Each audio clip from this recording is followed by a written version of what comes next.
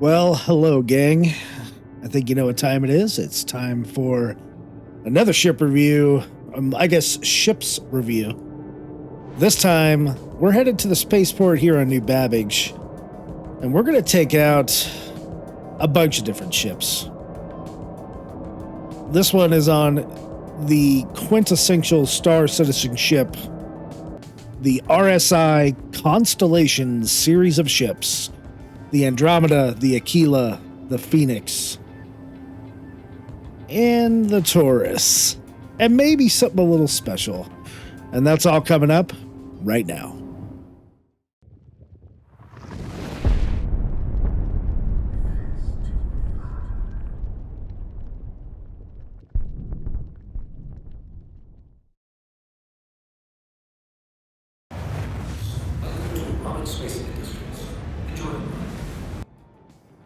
All right, ladies and gentlemen, welcome back to Fisting Jawa Save the Universe. This is Fist-25, and we're going to do a ship review, as you know, on the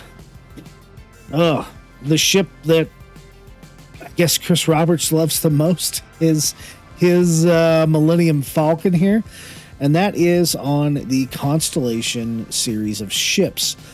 Now, before we reveal the first ship, which you probably already know what it's going to be, I do want to preface this video that it's going to be pretty long. We're reviewing 4 ships here, but in the chapter markers down below in the timeline on YouTube, you'll be able to skip to kind of what section you want to.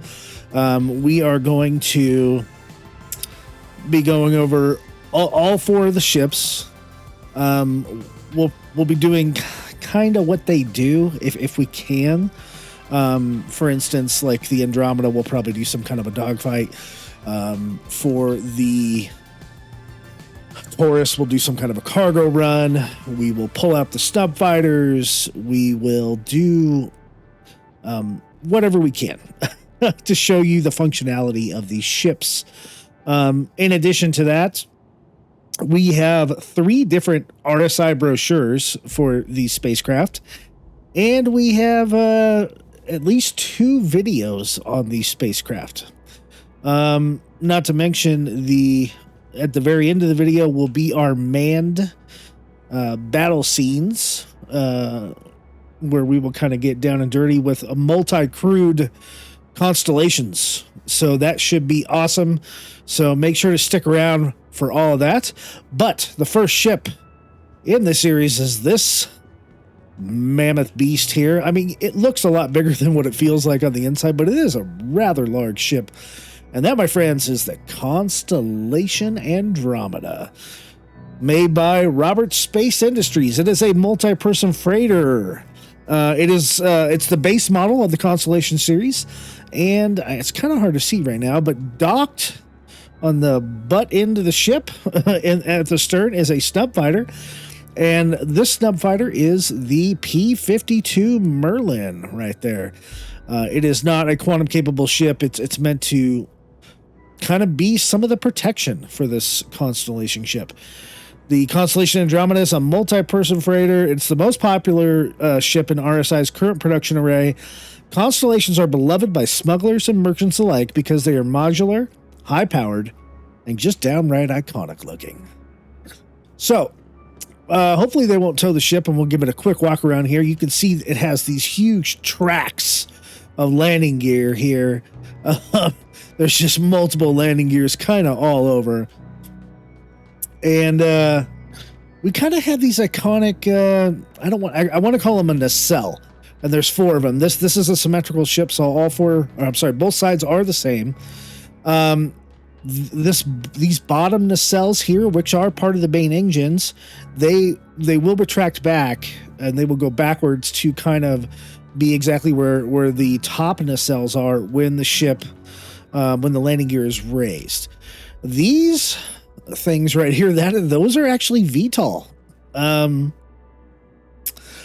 It's pretty cool, and they close when you go into quantum, but they do provide some extra lift. So, you know, this ship is pretty darn large. Going on the starboard side, I really like the fins coming out of this giant engine in the back.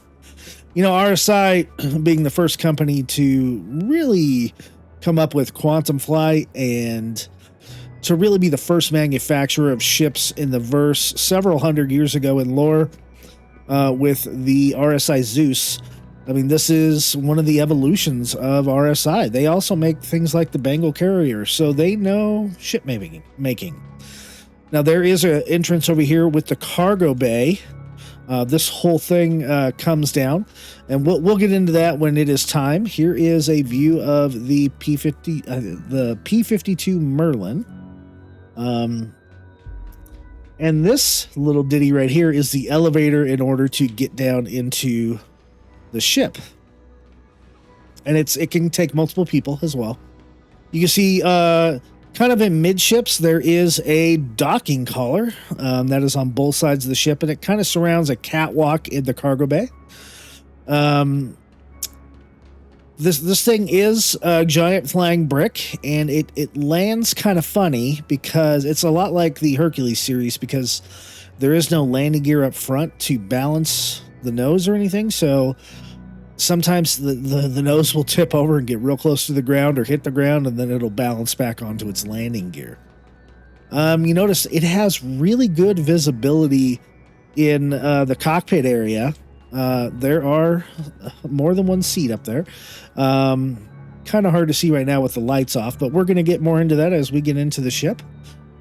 And yeah, you'll also notice it's kind of bristling with firepower as well.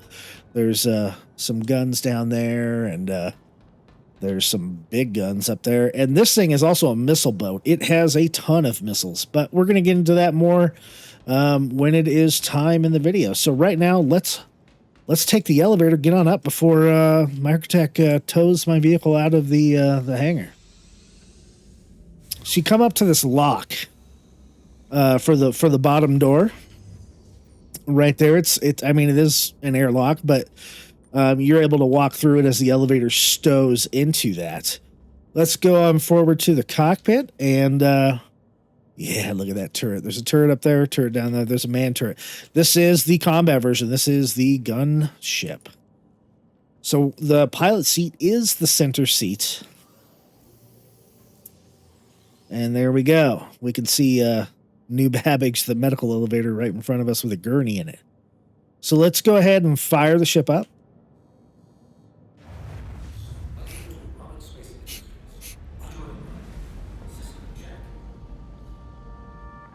So you're going to notice that this cockpit layout here is going to be the same for all of the ships. In fact, the bridge of every Constellation is the same, even on the luxury Phoenix touring model. And the Aquila and the Taurus are a lot more similar than you would think to the Andromeda. The one that's really different in the back is the Phoenix series. So, with that being said, let's find our comms. Do we have a default comms panel? We do. It is up here, right in the center, right where it should be. So we're going to call New Babbage Spaceport out so we can take off. All right, they're going to open the hangars. And we're going to go into a third-person view. And this right here is the default paint scheme on the Constellation Andromeda. We're going to give it a slight little tap for some upward thrust. Didn't even have to use boost, everybody. Oh, and we're at Microtech at night. Well, before we take off of there, let me articulate the landing gear. And we'll watch as those bottom nacelles kind of reach the back area. So as you can see, they're not as far back as the top nacelles, but nevertheless, they are further back. So let's go ahead and raise up out of this hangar into the beautiful, beautiful city of New Babbage at night. All right, there we go. I'm going to keep the VTOLs on. Let's move forward just a little bit. Very nice. So let's see if we can see. We get kind of a cloud around us here. We will have to articulate the VTOLs when we get into more light. But for right now, let's just take her on a small little joyride into the heart of New Babbage before we head up to Port Tressler and get the ship in some light so we can show you some of the exteriors. From the cockpit, it looks like the fastest we're going to go here is 134, and that might just be SCM speed here. Let me raise up the throttle. Also raise up the ship. Don't want to crash into the apartment building here. You can see an atmosphere. We're actually, there's a lot of horsepower back there. For a large ship, we are moving pretty quickly. We're about 240 and climbing. All right, beautiful, beautiful, beautiful. I wish I had a ton of lore I could tell you about the Constellation series. I'm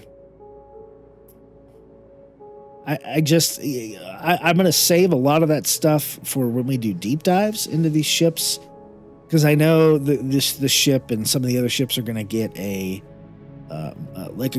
don't want to say gold standard pass, even though they're going to get that, but they're going to be reworked a little bit. They're going to get a little more love.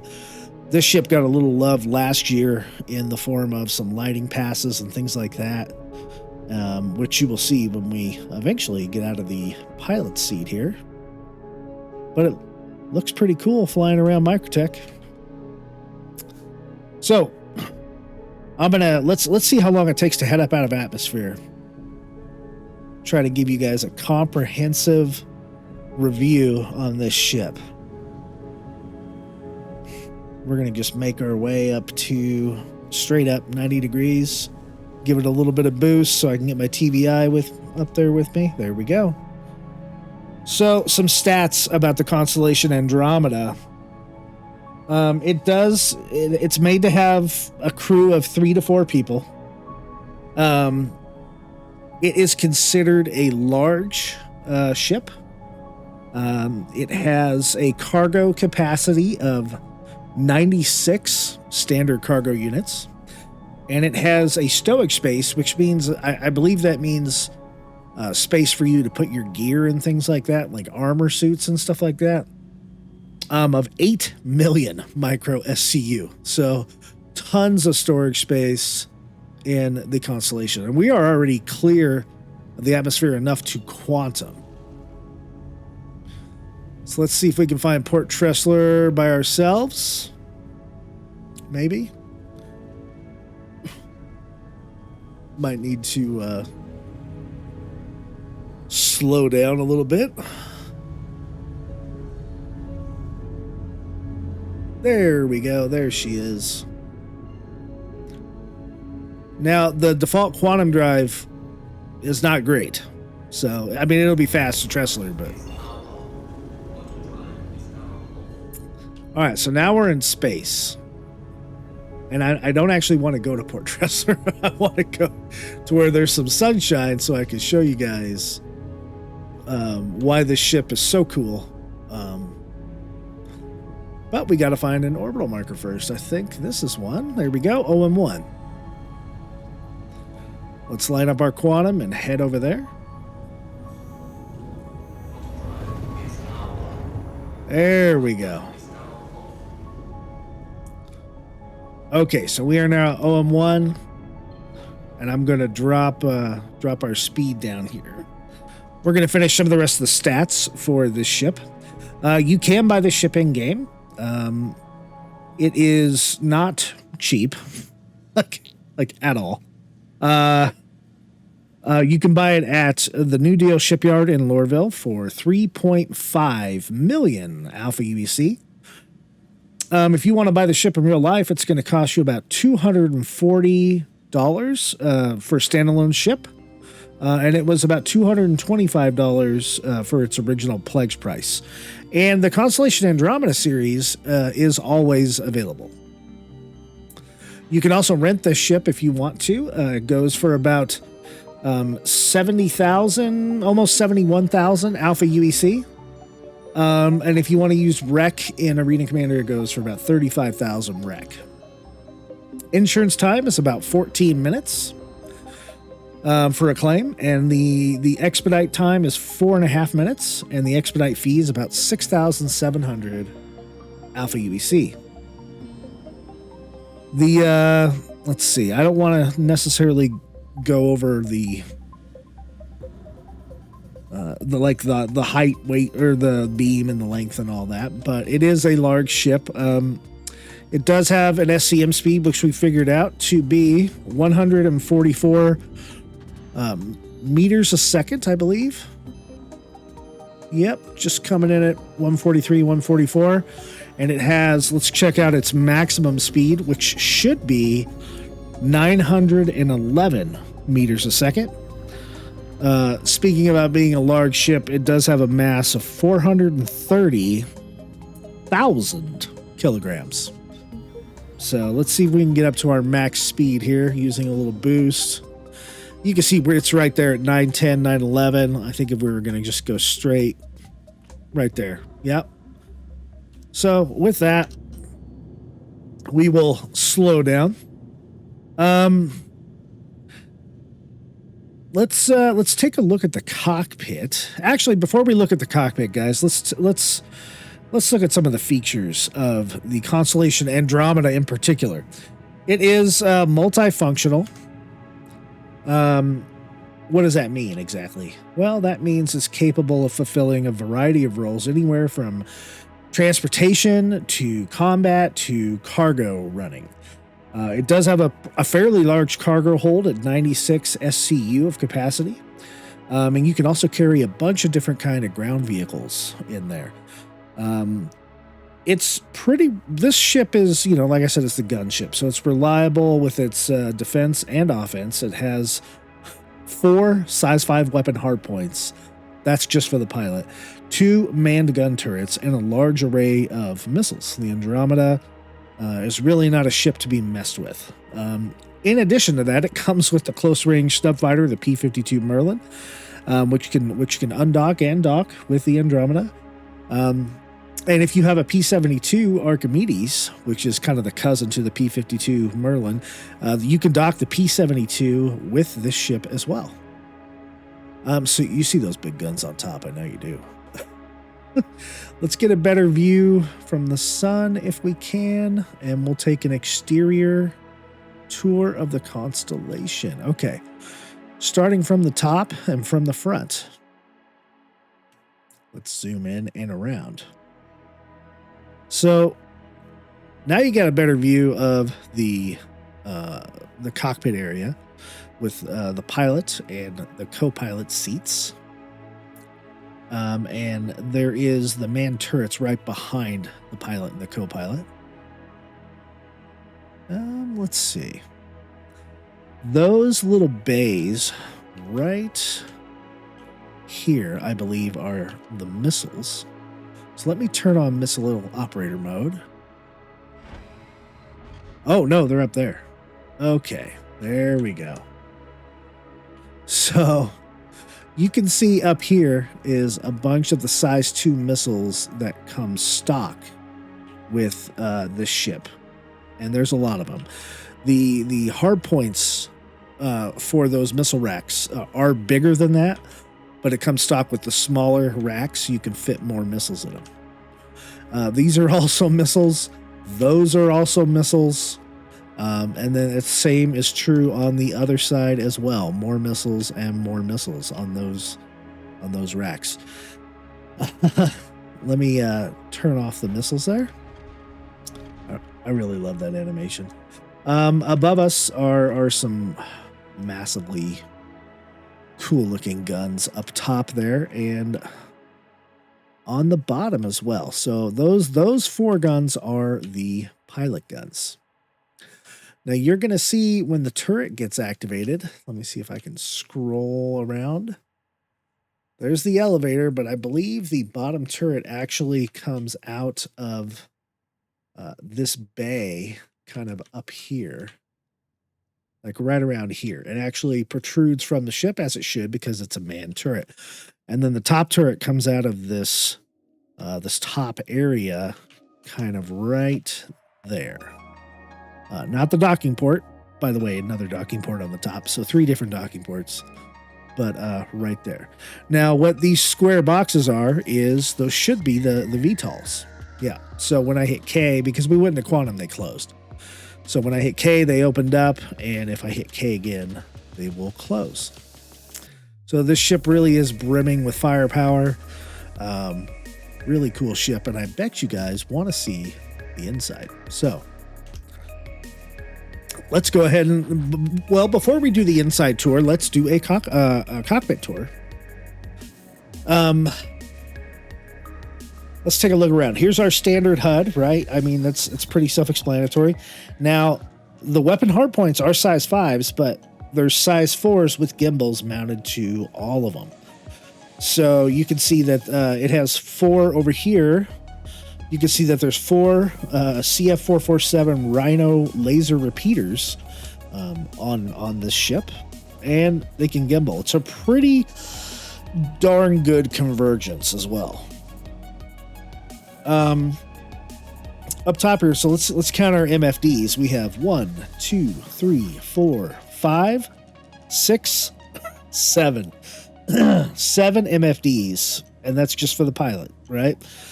That's a lot of MFDs, and I really like that your warning panels are right here, and I really like that the screens are almost they're easy to see, they're easy to read, and it tells you what they are, right? Like, oh, landing gear, right? I don't know if that's the button, but it's there, and one day it probably will be the button. I do like the layout. We have our ship status up here. I can pretty much see that. I can kind of see our shield status, at least the top of it. I can see our capacitor distribution. Our target information is easily seen. We can see our power, our weapons. Look at how many missiles there are. 52 missiles. Matter of fact, let's switch over to missiles. This is a completely stock loadout, guys. There are 24 size 2 Strike Force 2 missiles, which are cross-section. And there are 28 infrared size 1 marksman 1s. I mean, bristling with firepower. These are just the guns for the pilot here. 52 missiles. Missile boat for sure. Okay, what else? So let's take a look around. Let's see what buttons do what. And there's even more buttons over here and more panels over here. Just such a cool setup. So we got power on, power off on the left-hand side. We have open exterior, press to unlock, right under doors where really they should be. And I think that's it for over here. For the under scanning, enable proximity flight assist, it looks like. Engage cruise control right where cruise is. Looks like there's nothing for scanning. Couple flight is where coupled is. ESP. So that's the buttons over there. To the right, exit the seat. Enable VTOL. Can't do much with the weapons or targeting or the shields there. There's nothing on the sticks themselves. On this screen, it's too bad the landing gear doesn't actually work over there. That's pretty much it over there. To the right side, open cargo bay. So it's just for the cargo bay, not all doors. And it looks like that is about it. I don't see anything else. There's nothing on top. So let's actually do the free look for the view angle. I mean, you got the really cool thing is you got such a wide screen up here up front, which is, I'm sorry, people have compared this to MISC ships like the Freelancer. It is way better than that. But you got a ton of visibility on the bottom. So when the pilot comes in for landing, I mean, you got top, you got to the right, to the left, center, and the bottom. You got great visibility really everywhere you go. So that's enough of the cockpit tour for the pilot. Let's go ahead and hop out. And look at that. When the lights are on, that's a totally different brig, shouldn't it? So let's go ahead and take a look at this seat, the co-pilot seat, to the starboard side of the ship, or starboard of the pilot. And you don't get the same view that the pilot does. Power on is over here. And we should get our, yep, welcome. And that's really about it. Power on, power off, exit. And then you get one MFD here. You don't have access to, there's no like remote turrets or anything like that. But you should have access to, I'm clicking missile operator mode, but it's not actually working. Maybe, no, I'm basically in free look. So if you're over here, you're just kind of along for the ride. Nothing to do right now in that co-pilot seat. I mean, you can manipulate MFD stuff, but I don't even think you can change it. Into the port side co-pilot seat.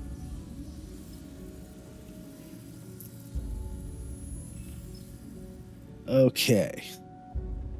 This is probably going to be exactly the same, but opposite. So exits on the left, power is on the right. We got our MFD for power. Suppressing IR actually works. Let's see if we can even do power. Yeah, see, we can't mess with the power systems. And if I click missile operator mode, nothing happens. So really the pilot is in control of that. Over here, you're mostly along for the ride. But you know what? At least you're not getting knocked around with force reactions. So that's a bonus. You have somewhere to sit in this bridge. Before we, well, you know what? Before we go to the rest of the ship, let's look at the rest of the bridge, and then we'll hop into the turrets. Over here is the shields. It is not interactable. Over in this looks like the shield generator. Not really a whole lot to do. Not very interactable over there. I believe that light does turn on when you start taking damage. Over here, I think this is supposed to be some kind of a station with a screen, probably for some kind of engineering or maintenance or something like that. And then you have life support over here, which is not interactable. So before we get into the turrets I just want to let you guys know there has been bugs in the past, especially, I remember first time I was ever on a Connie, I got into the bottom turret, and the ship was moving, and I just clipped right through the ship and fell down to the planet to my death. So I just be careful with them is all I'm saying. Let's go ahead and get into the bottom seat. It's going to raise up. We're going to get into this turret. And you see we're facing aft right now, and we're going to flip forward. Now, let's find the power. Okay, so the exit is up to the right. Power is to the left. That's cool. We know where we're getting hit from at that MFD, and we have a radar system. Notice how the guns are not online, though. So that does happen. So what you need to do is power cycle. So power off. Sometimes this works. Sometimes it doesn't. And go ahead and power on again.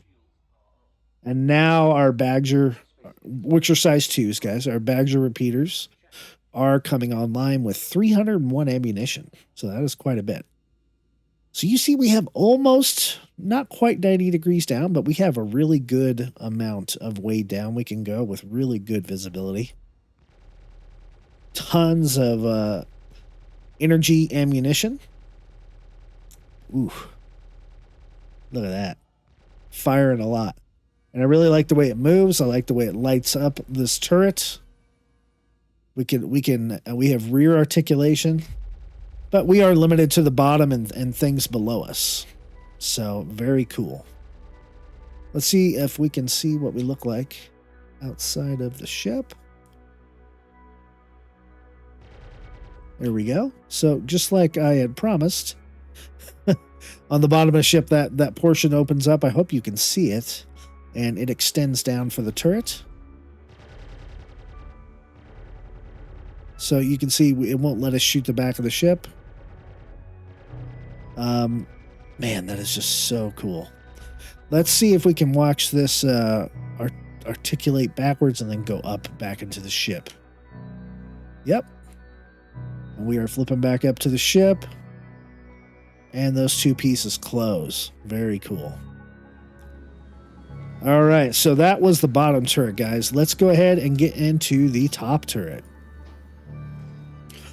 I mean, I'm sure you can imagine it's going to be exactly the same. But, you know, I mean, we got to show this kind of stuff. It's a review video. All right, so our power and stuff is opposite here. So power on to the left. Notice our repeaters did not get any ammo. So we're going to power off. We're going to get the aligning bug here. I hope they fix this in an upcoming patch. And we'll power on again. And now we got our ammo coming back online. I'm looking for other buttons and I don't really see them. Like, oh, here's fire mode and gimbal. Okay. So on the bottom turret, those would be up top. So, okay, that works. We can easily see our MFDs over here as well. And so let's look at our view here. Look at that. Doesn't that look cool, this ship? I mean, I you know, with a fully crewed Constellation, and now that they have size 3 shields, I would not want to mess with this ship at all. Even if I was a light fighter and I could fly around it, if these turrets are manned, ooh, it would be rough, especially with as many missiles as it has. This has just become a really, really good ship. So there we go, guys. Let's take a look on the exterior view. And we can see that the turret has expanded out. Very cool. Very cool look. Let's watch the turret go ahead and retract. And the armor plating does recover. All right, so that was basically the bridge tour. Let's take a look after the bridge. We'll go into the living section, basically. And this area, the bridge area and this area, for all constellations, is, for all intents and purposes, exactly identical. Over here, there is supposed to be a table that pops out. There is nothing that currently comes out, but there is a bench that you can sit down on. Up here, you would think there'd be something up here, but really it's just a countertop right now. Over here, there is nothing that comes out or articulates, although I do, the yellow lighting is a rework, so I do like that. Over here is the single space toilet for this ship. Doesn't look like the toilet actually comes out, so that's definitely something they're going to have to fix. And you can't turn on the shower, so there's nothing interactable in here, but one day there will be. Over here, I don't know what that is, but there's nothing to interact with. Over here should be the ship's inventory, or lockers for like armor or suits or weapons or things like that. I do believe is the bug. I think there's a bug on the Taurus where you can go into this thing and you can clip through it and hide, but you can't do that on the Andromeda.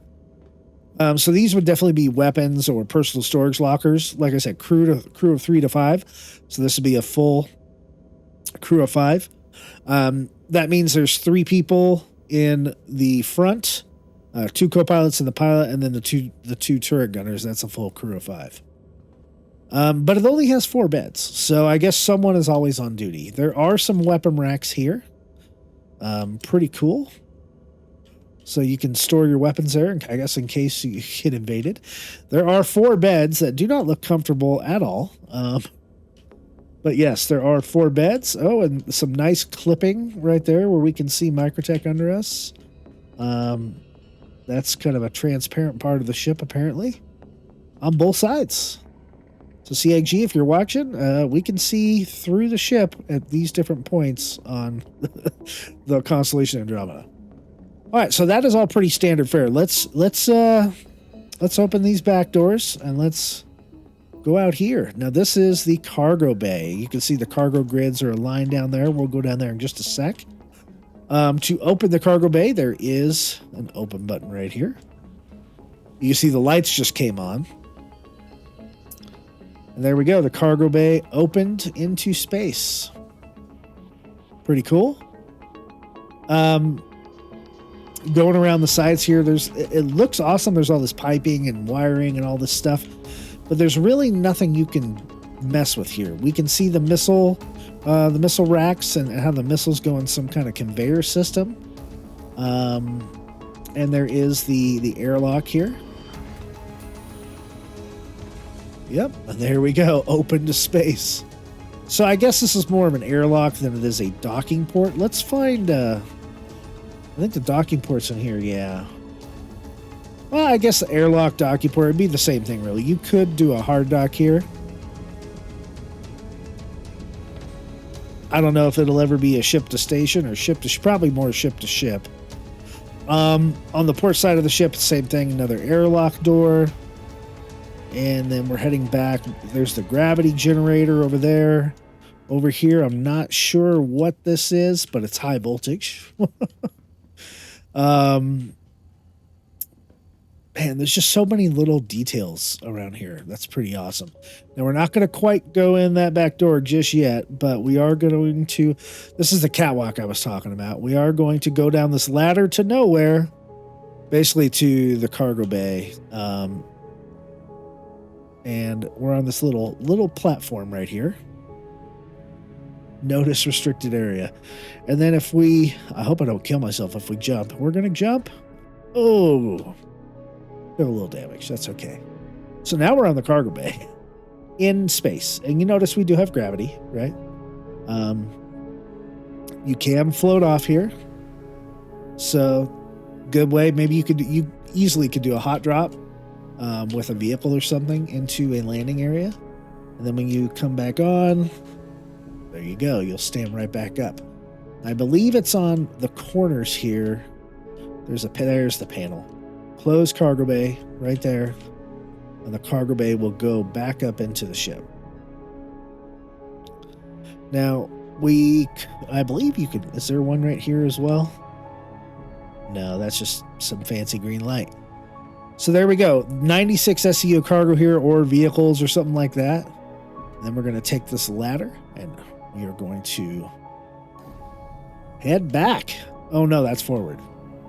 I got confused myself. Let's go ahead and head aft. And there we go. So heading aft, we can see that there's another gravity generator. There's a power plant. Nothing is interactable here. More high voltage stuff. And we get into the area where we see our fun little P-52. And last year, they enabled it to where we could dock this with the Constellation.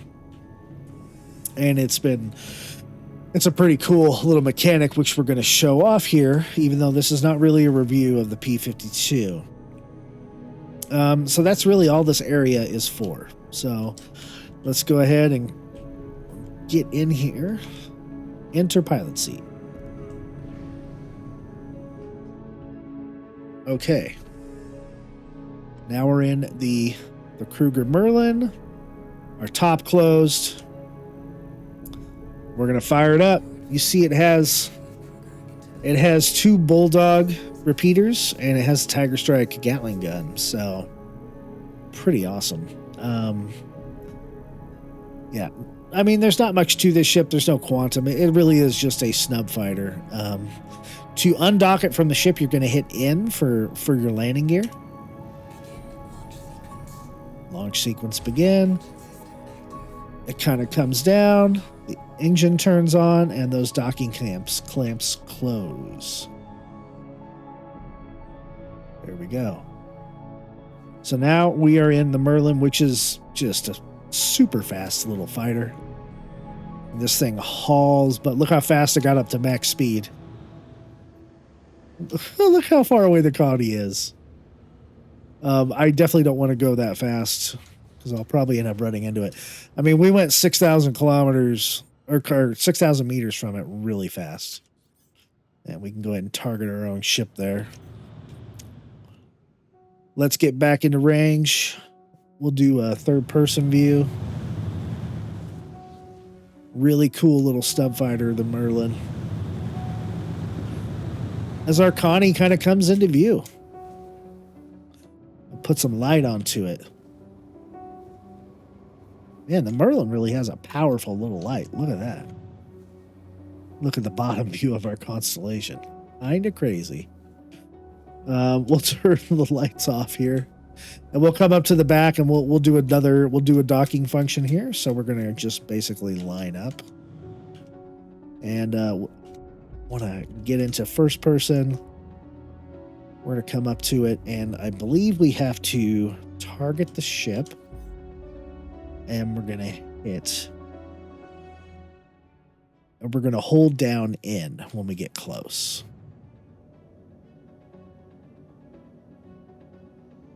Or not. Request to dock activated. Okay, so you just hit N once. Request to dock activated. And it's granted, so we're just going to hold down the N button. And it's going to do it automatically. Auto docking. So just like you would auto land somewhere. And there we go. And once it docks, it shuts down the engines of the Merlin. And so now we're back here inside of our cozy ship, and we want to exit the Merlin here. So I think that's a really cool, awesome option and addition to the Constellation Andromeda, the Constellation Aquila, the Constellation Phoenix, but the Taurus has a much bigger cargo area, so it does not have a snub fighter.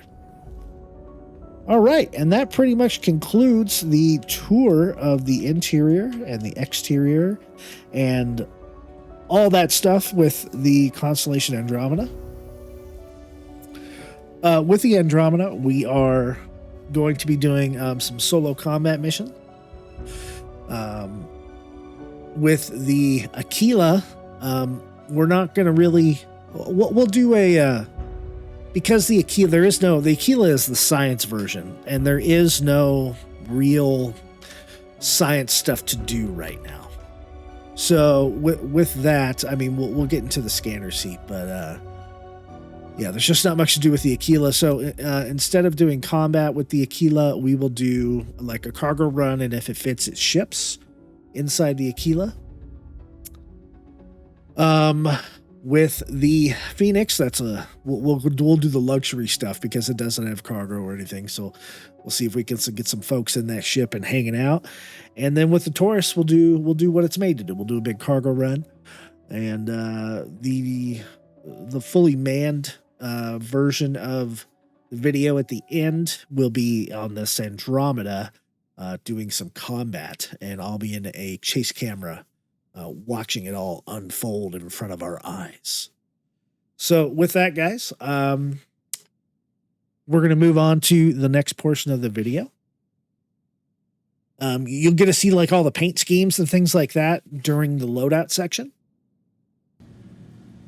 All right, folks, so here we are about to come into ECN alert mission.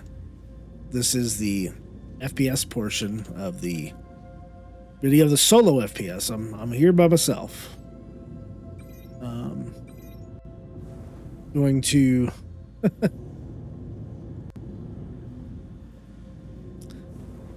change my missile loadout here a little bit. There we go.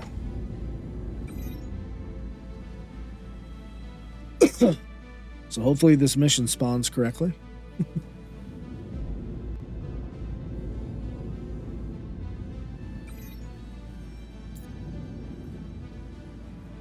So far, so good.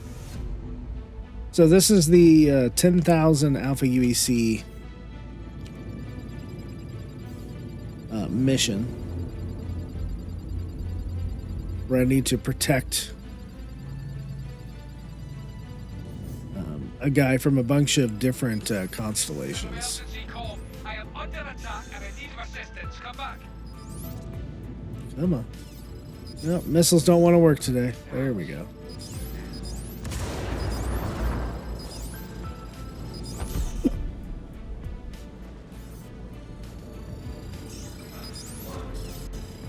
Oh, boo. It is a bunch of constellations, though. So, Connie versus Connie violence here. And I am on mouse and keyboard for those that are interested to know.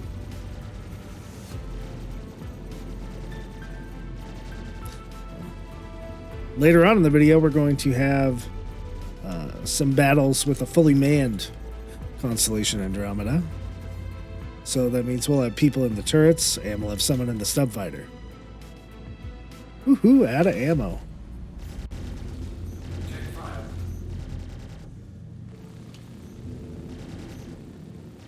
So constellations are nowadays pretty much harder to kill, I should say.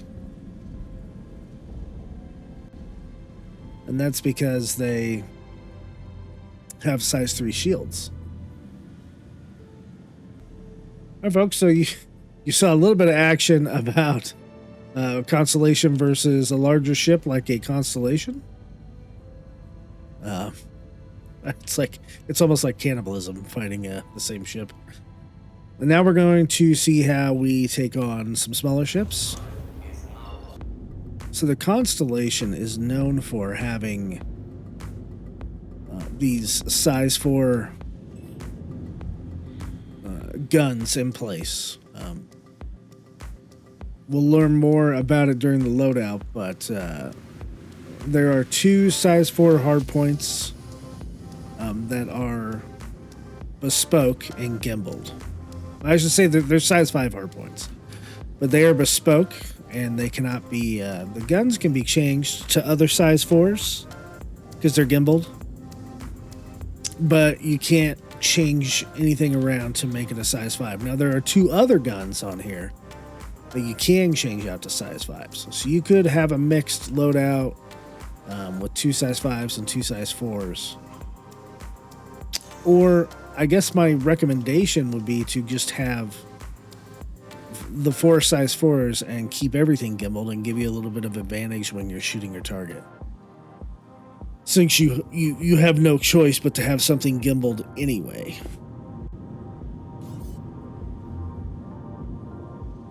Maybe we'll take down his friends first. Launch some countermeasures. His friend's in a Mustang Delta. Well, his friend was in a Mustang Delta. Did you see how fast that went? That went pretty darn quick. Let's see if we can get this guy with missiles. Nope, a little too close. I have a bunch of size 1s queued up. He is in an Aegis Gladius, though, so he is significantly faster than me, so he's probably just going to joust me a bunch. Well, I got the missiles off. Let's see if they hit. Probably not. I didn't see him pump out a bunch of countermeasures, but... no matter. He went away real fast. So, I mean, granted, guys, the difficulty on this mission is low. There was just 2 smaller ships, a Mustang Delta and a Gladius. But you saw how quick that the ship, how quick a work the ship made of those smaller ships.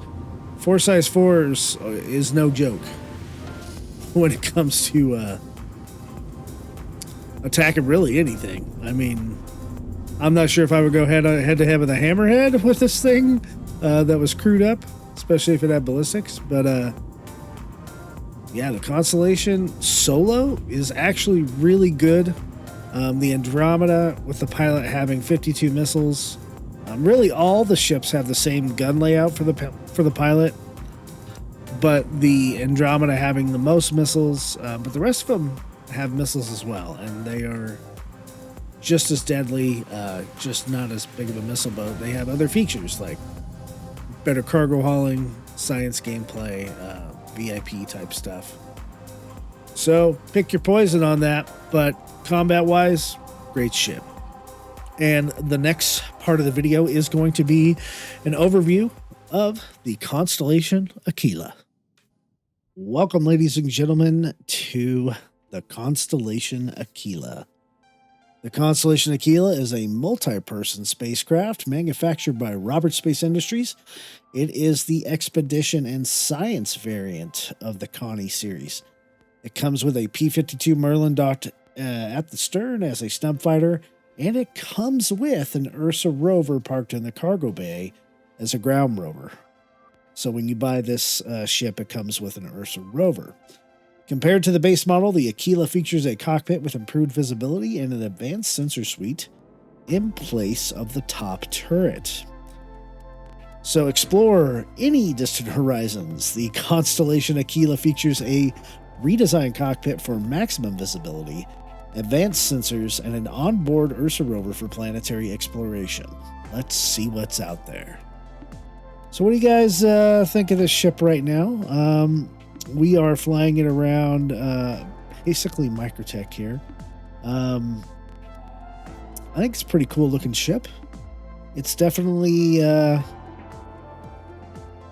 definitely looks just like the Andromeda, am I right? But it has some unique flair to it. It's got the darker paint scheme with the orange striping on it. I will open up the VTOL, and there you go. It looks just like the Andromeda.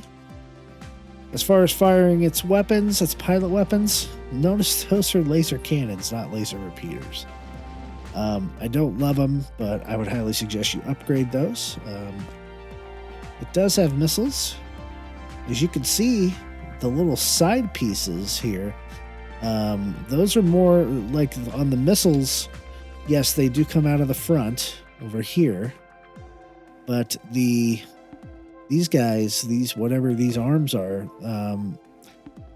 there's only one of them. Well, no, there might be two. There's two of them, but they don't hold any missiles. And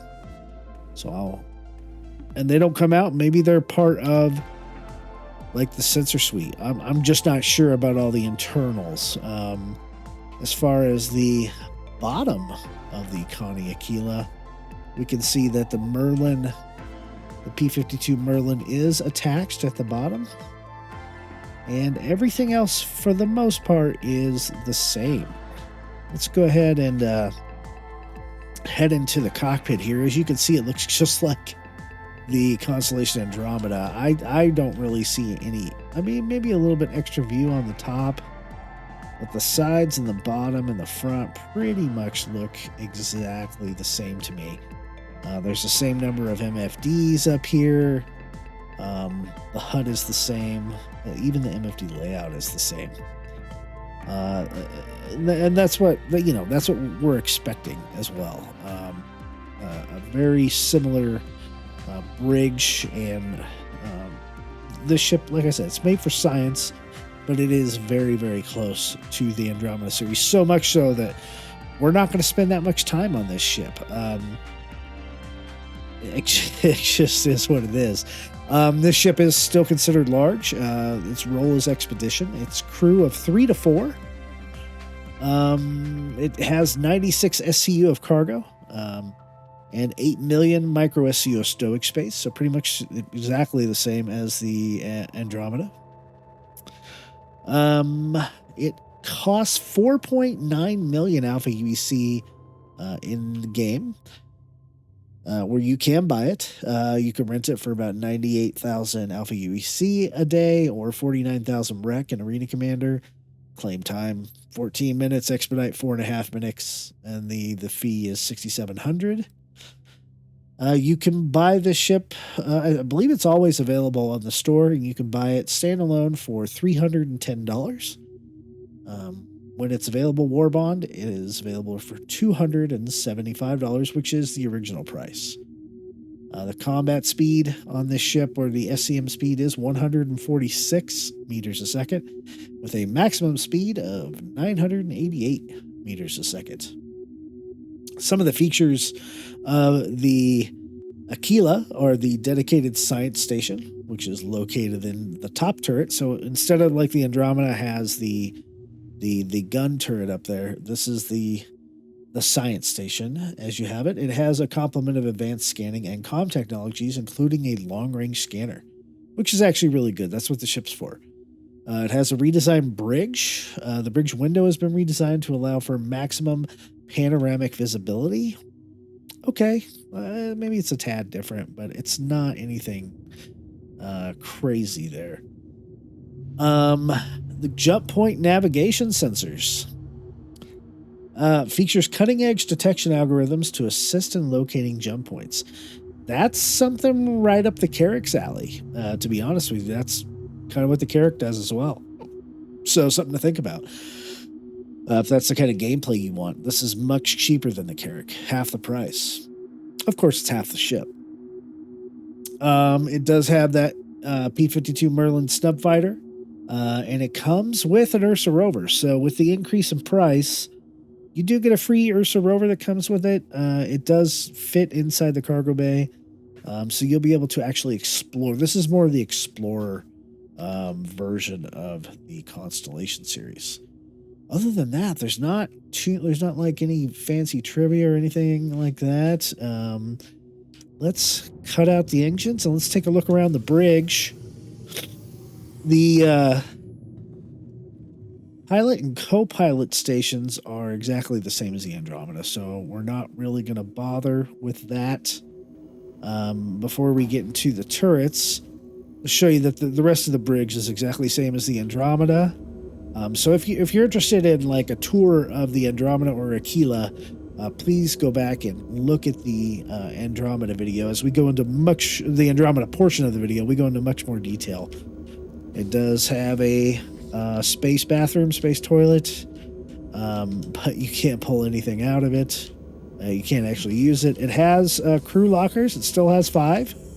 And it has the weapon and gun racks. It's got the 4 beds. It's got a big seating. It still has the same clipping issues where you can see the ground. Coming into the cargo bay area, it's the same as the Constellation Andromeda. I mean, as we walk around it, here's the cargo grid. It's, like I said, it is the same. There's nothing special or like extra sciencey in the middle or back section of the ship. It still has the same missile. Although those don't even look real. They look like they're fake. Your component access back here. And when you head to the actual back, more component access. And then there is our P-52 snub fighter. So you've seen the Andromeda. You've definitely seen the Aquila. Now, the difference here, the first thing we're going to do is the bottom turret is a manned gun turret. And I think that's kind of a necessity, even for exploration. You might be coming in on a hostile target towards the ground. And, because it's built a little bit more for exploration. So that the bug is still there. Okay, now our guns are coming online. It does have the same size too, bags of repeaters. Those went. Oh, probably because I was firing before it was charged up. Yeah, those are exactly the same as the Andromeda. But let's go ahead and hop out of here, and we'll hop into the top turret, which is the main difference in this ship as compared to the Andromeda, and this is the science turret. Now, science and exploration gameplay really isn't in the game right now. There's nothing for that. You could tell already that this is a different setup here. There's no guns on the side or anything like that. It is the same power on button.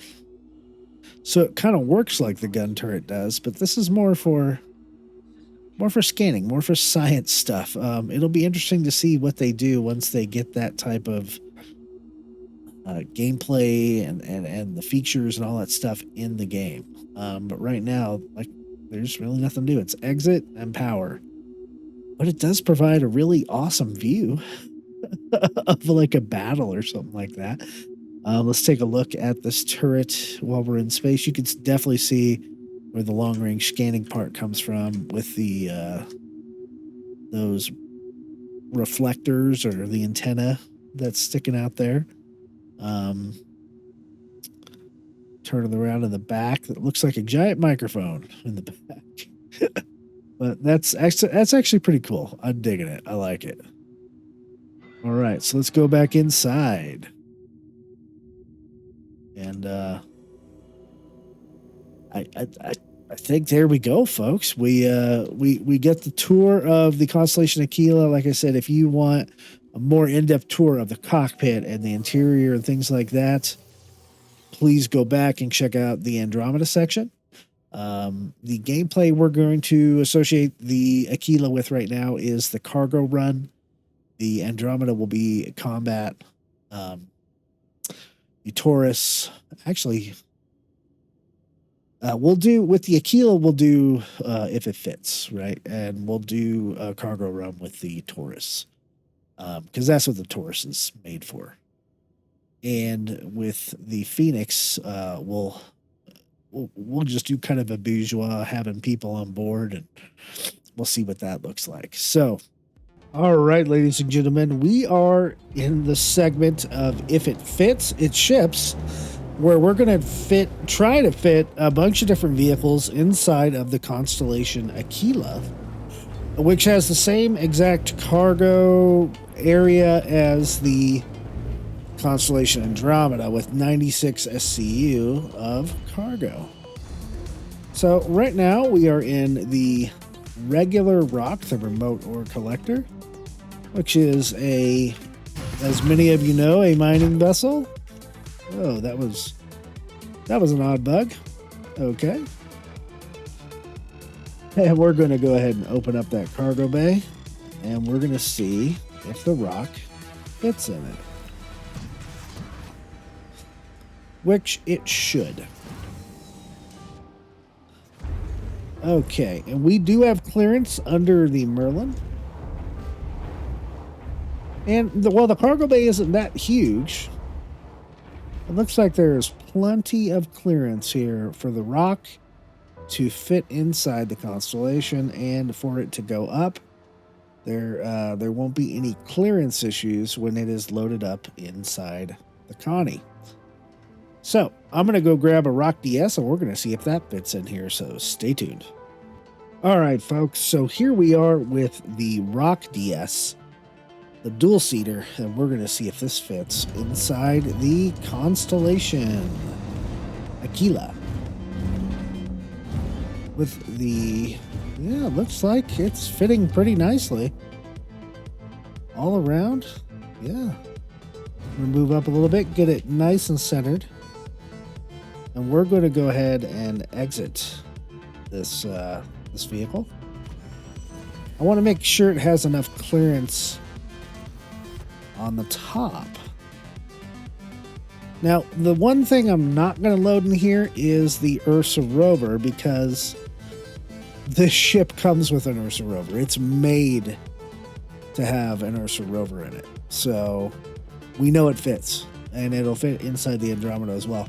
And there's plenty of clearance with the Rock DS. Plenty of clearance. So no issues getting this ship into, well, I guess this vehicle into the ship. And so with that, we're going to go grab a Cyclone and put it in here. Shouldn't be any issue, but got to do our due diligence, so hang on tight. All right, everybody, we are back with the Tumbrel Cyclone MT, which is with the missile racks on top. It's the biggest of the Cyclone models. And it looks like it won't be any problem getting in here. Easily fits onto the cargo grid with plenty of room to spare. We could even move it forward. I think even if we put it like pretty far forward, we could fit like a Dragonfly or a Nox or even the Consolidated Outland hover quad in here if we fit it sideways. So definitely enough room to fit two vehicles in here if you use the Cyclone. All right, let's go get the next one. All right, everybody. So here we are. We're out here with the Consolidated Outland hover quad. which is, from what I know, it is the biggest of the Gravlev bikes. And we're gonna. I don't think it'll have any issues fitting into the Connie. I have it on the very lowest of its altitude setting here, and yeah, definitely no problem whatsoever. There we go. And okay, and I think we could probably fit at least 3 of them on here. We could probably fit 4 if we squeezed it real tight. So no problem having this Gravlev on here. Now it's obvious it'll fit the Greycat PTV. It'll fit the Ursa Rover. It'll fit all the rest of the Cyclones in here. What it will not fit is the Nova Tonk. That's way too big. It's the biggest ground vehicle. It will not fit the Anvil Ballista or the Anvil Spartan. They're just too big. They're too long. They're too tall. But it will fit everything else in this little 96 SCU cargo bay. So great news for you Connie lovers out there. If you have this ship, you can fit most ground vehicles in here. So if you want to use this to go rock mining or, for exploration with the hover bike here or whatever you want to use it for, this could be the ship for you. That's it for If It Fits, It Ships. We'll see you in the next segment. On to the Constellation Taurus.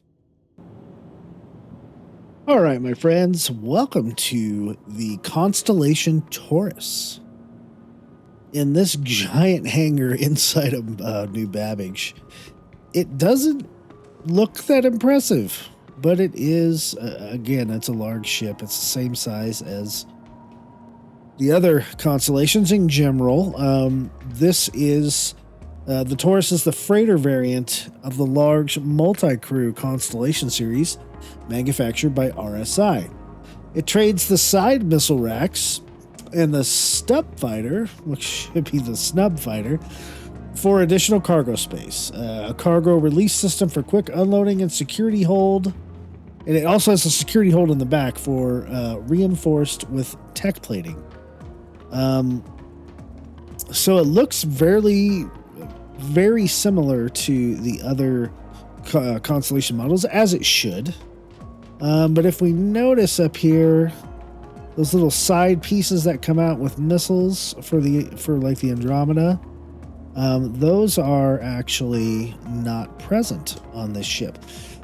This is also the latest and possibly the last of the Constellation series to come out into the game. It just came out in 2021.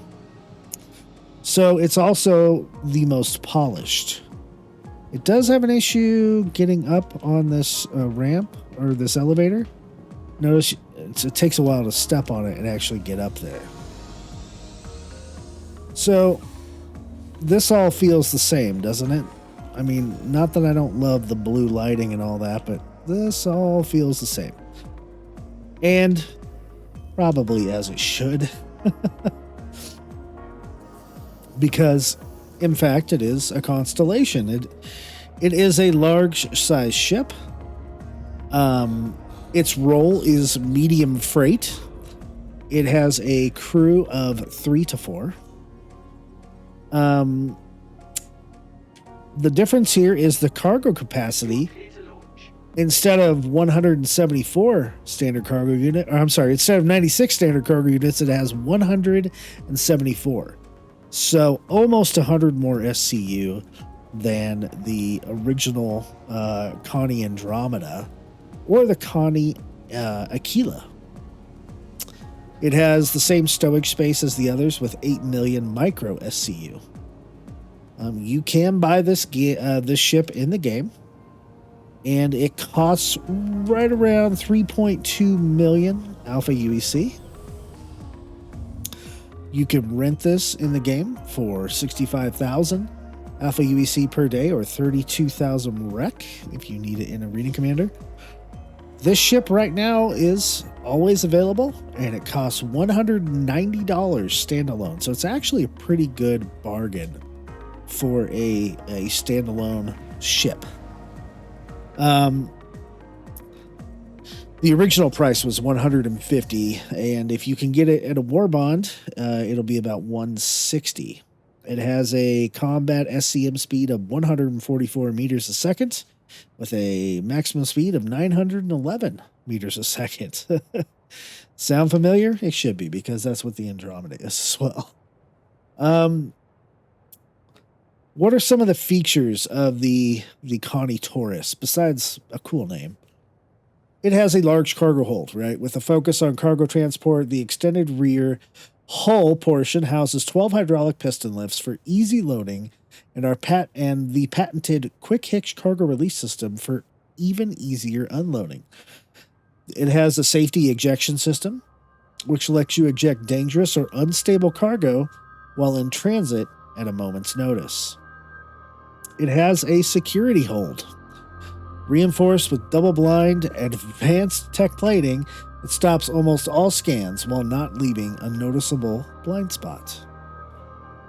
So here we go, the Connie Taurus. It's got a cool look with the kind of metal, the silverish paint scheme here with the yellow trim, and then the dark grays. I rather enjoy it. I like it a lot.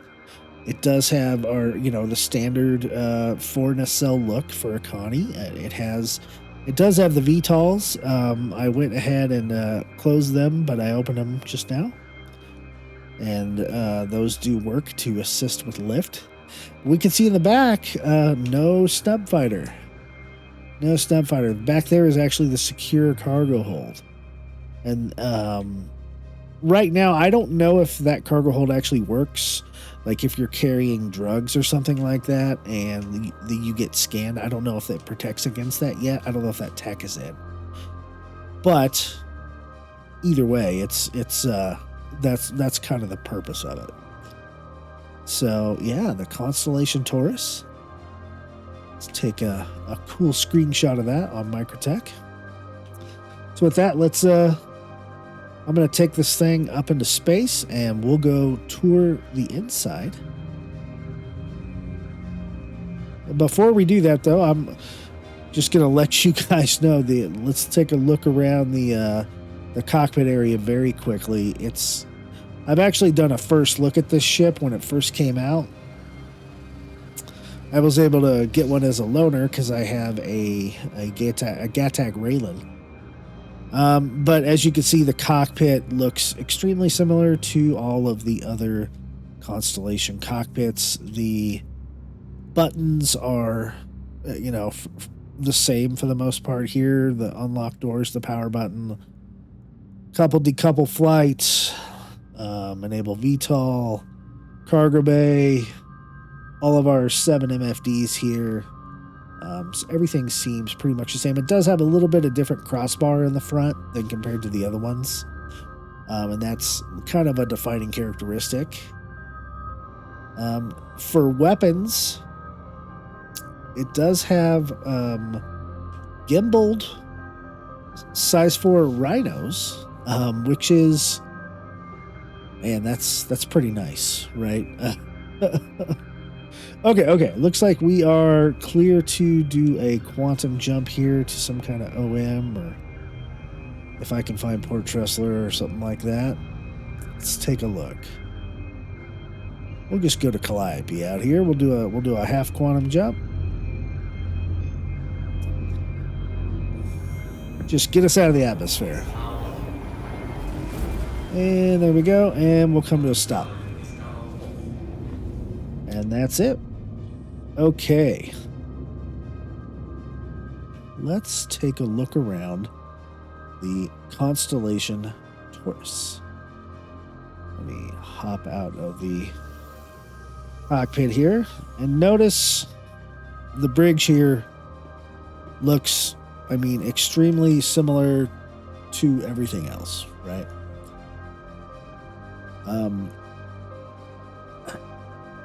I guess it would be cool to have something be a little bit different, I guess, but yeah, it is what it is.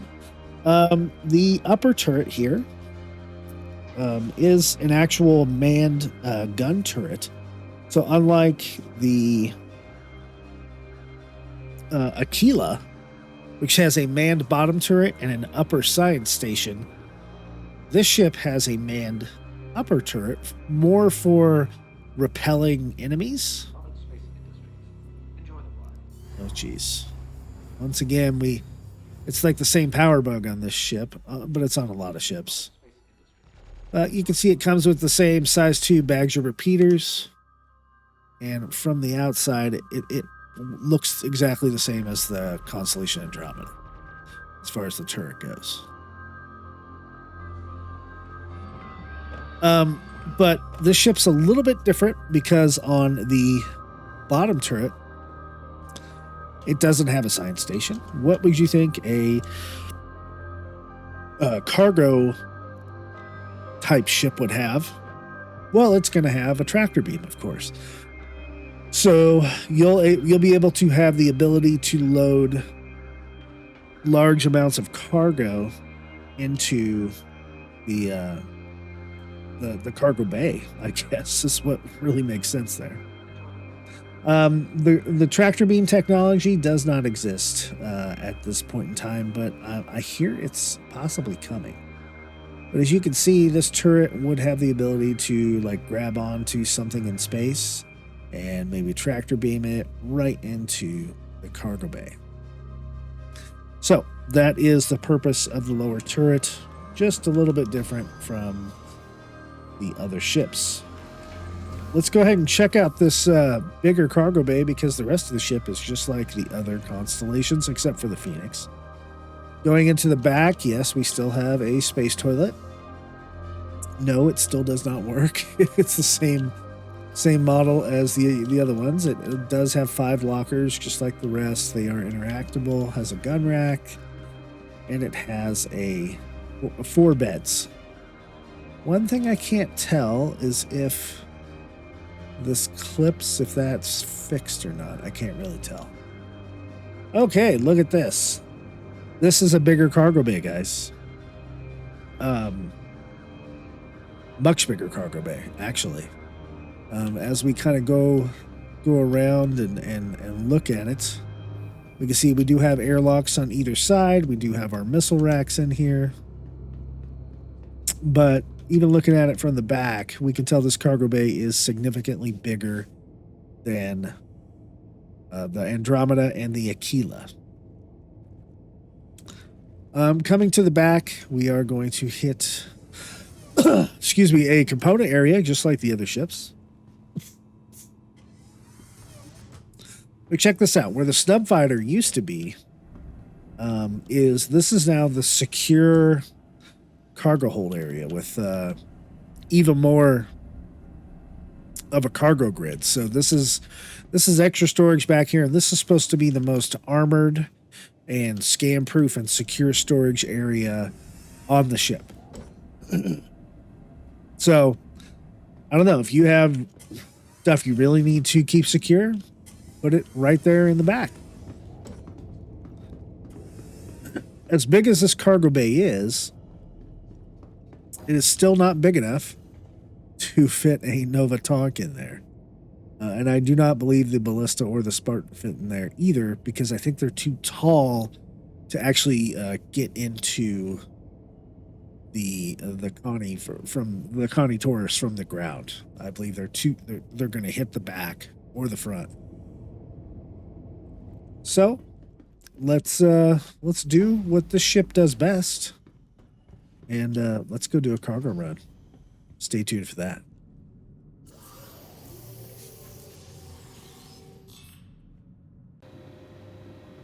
All right, guys, so we're here on the cargo run for the Constellation Taurus. We're at Calliope at one of the Shubin mining facilities, and we are going to buy. The highest priced item here is acetine, a gas.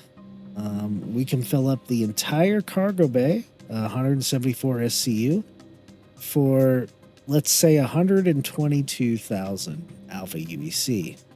So we'll remember that when we sell, buying for 122.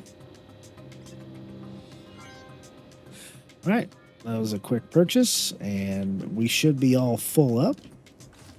So let's head out of here, and we'll see what that cargo bay looks like when it's completely full.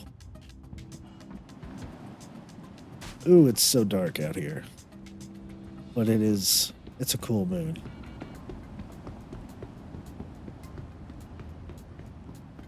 Very thin atmosphere out here at Calliope.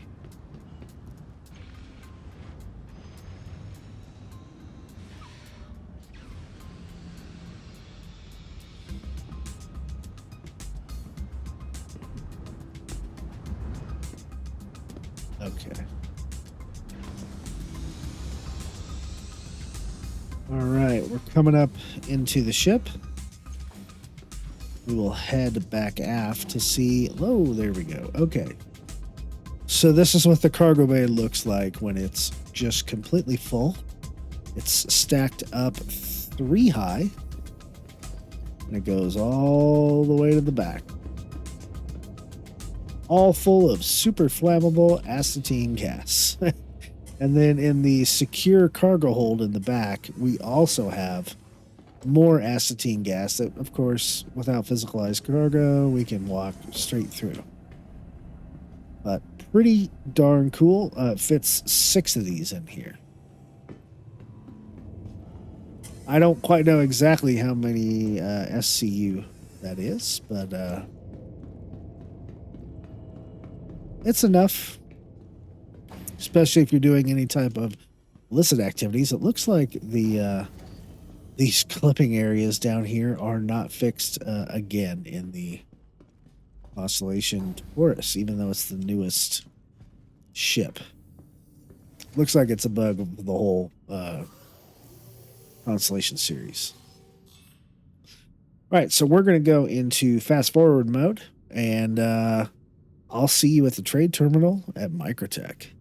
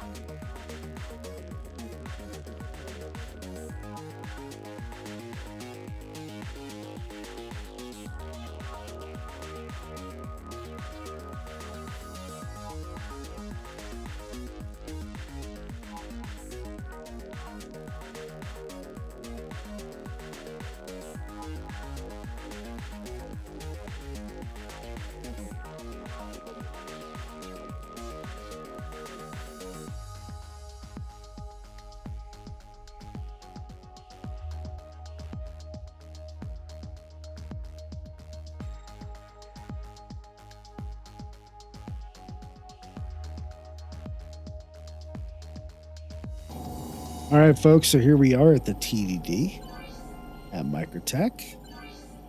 And we're going to sell our acetylene here in the Connie Taurus. We bought it for $122,000. We're going to sell it for basically $156,000. So, I mean, it's a decent profit for a very short cargo run. About 34,000, something like that. And there we go. All done. So that was the cargo run on the Constellation Taurus. And stay tuned for the next ship in the series of review, the completely different constellation, the Constellation Phoenix. All right, ladies and gentlemen, here in front of us is the Constellation Phoenix. Notice right away that it has a different type of snub fighter. It has the P-72 Archimedes, the cousin to the P-52 Merlin. Notice it is white in color, but it still has that standard that we've come to love flair of the Constellation series. It does have these the missile racks that kind of come out, and it in general, from the outside, it looks just like any other Constellation, but on the inside, this thing is totally different. So with that, let's drop down the elevator. And we will get ourselves out of atmosphere, and we'll take a interior tour and see what this this ship looks like. There we go. Coming up into the unpowered, a little bit purple, but it's still blue. It looks exactly like this bridge area, and the crew area looks exactly like every other Constellation. Except, check out the chairs. They're different. They are like a white leather with probably heating and cooling, because this is the luxury ship, specifically a multi-crew luxury spacecraft manufactured by none other than Robert Space Industries. This is the luxury variant, as I mentioned. Call for liftoff. And it is primarily used to facilitate elite tourism and VIP transport.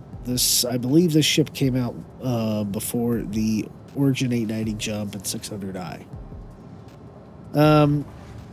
Its amenities include 2 single bedrooms, a master bedroom, a full bar, a dining area, and a hot tub. It also features a sensor-dampened cargo area. The Phoenix comes stock with a Lynx rover, a P-72 Archimedes. And the Lynx rover isn't in the game yet, so as a substitution, it is the Ursa rover that comes with this ship. The Constellation Phoenix is a luxury touring variant. As we mentioned, sorry, I'm reading from the brochure a little bit here. The interior of the Phoenix includes high-end customizations created by multiple design firms, such as a primary operator seat by Gallo and Frost. That's that cool white leather seat. A dining table by Atmo, and wood interiors by Emil Quast, among other amenities. And then we already talked about what each Phoenix actually comes with. It's a large-sized ship again, a crew of 3 to 4. The website says it has a cargo capacity of 80 SCU. Yeah, I don't know about that. It does have 8 million micro SCU of stowage space.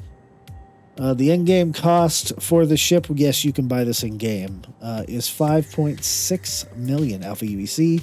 It rents for 113,176 Alpha UEC or 56,000 rec, although I don't know why you want to use this in Arena Commander. The claim time is 22 minutes. Expedite is 712. That's a little different. The expedite fee is 10,000. The pledge, the real cost of the ship, if you want it in real life, is $350.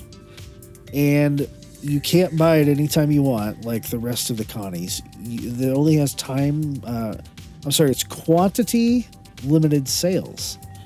So it looks like you can only buy it when it's available. And that's probably only at the IAE, which is held in November.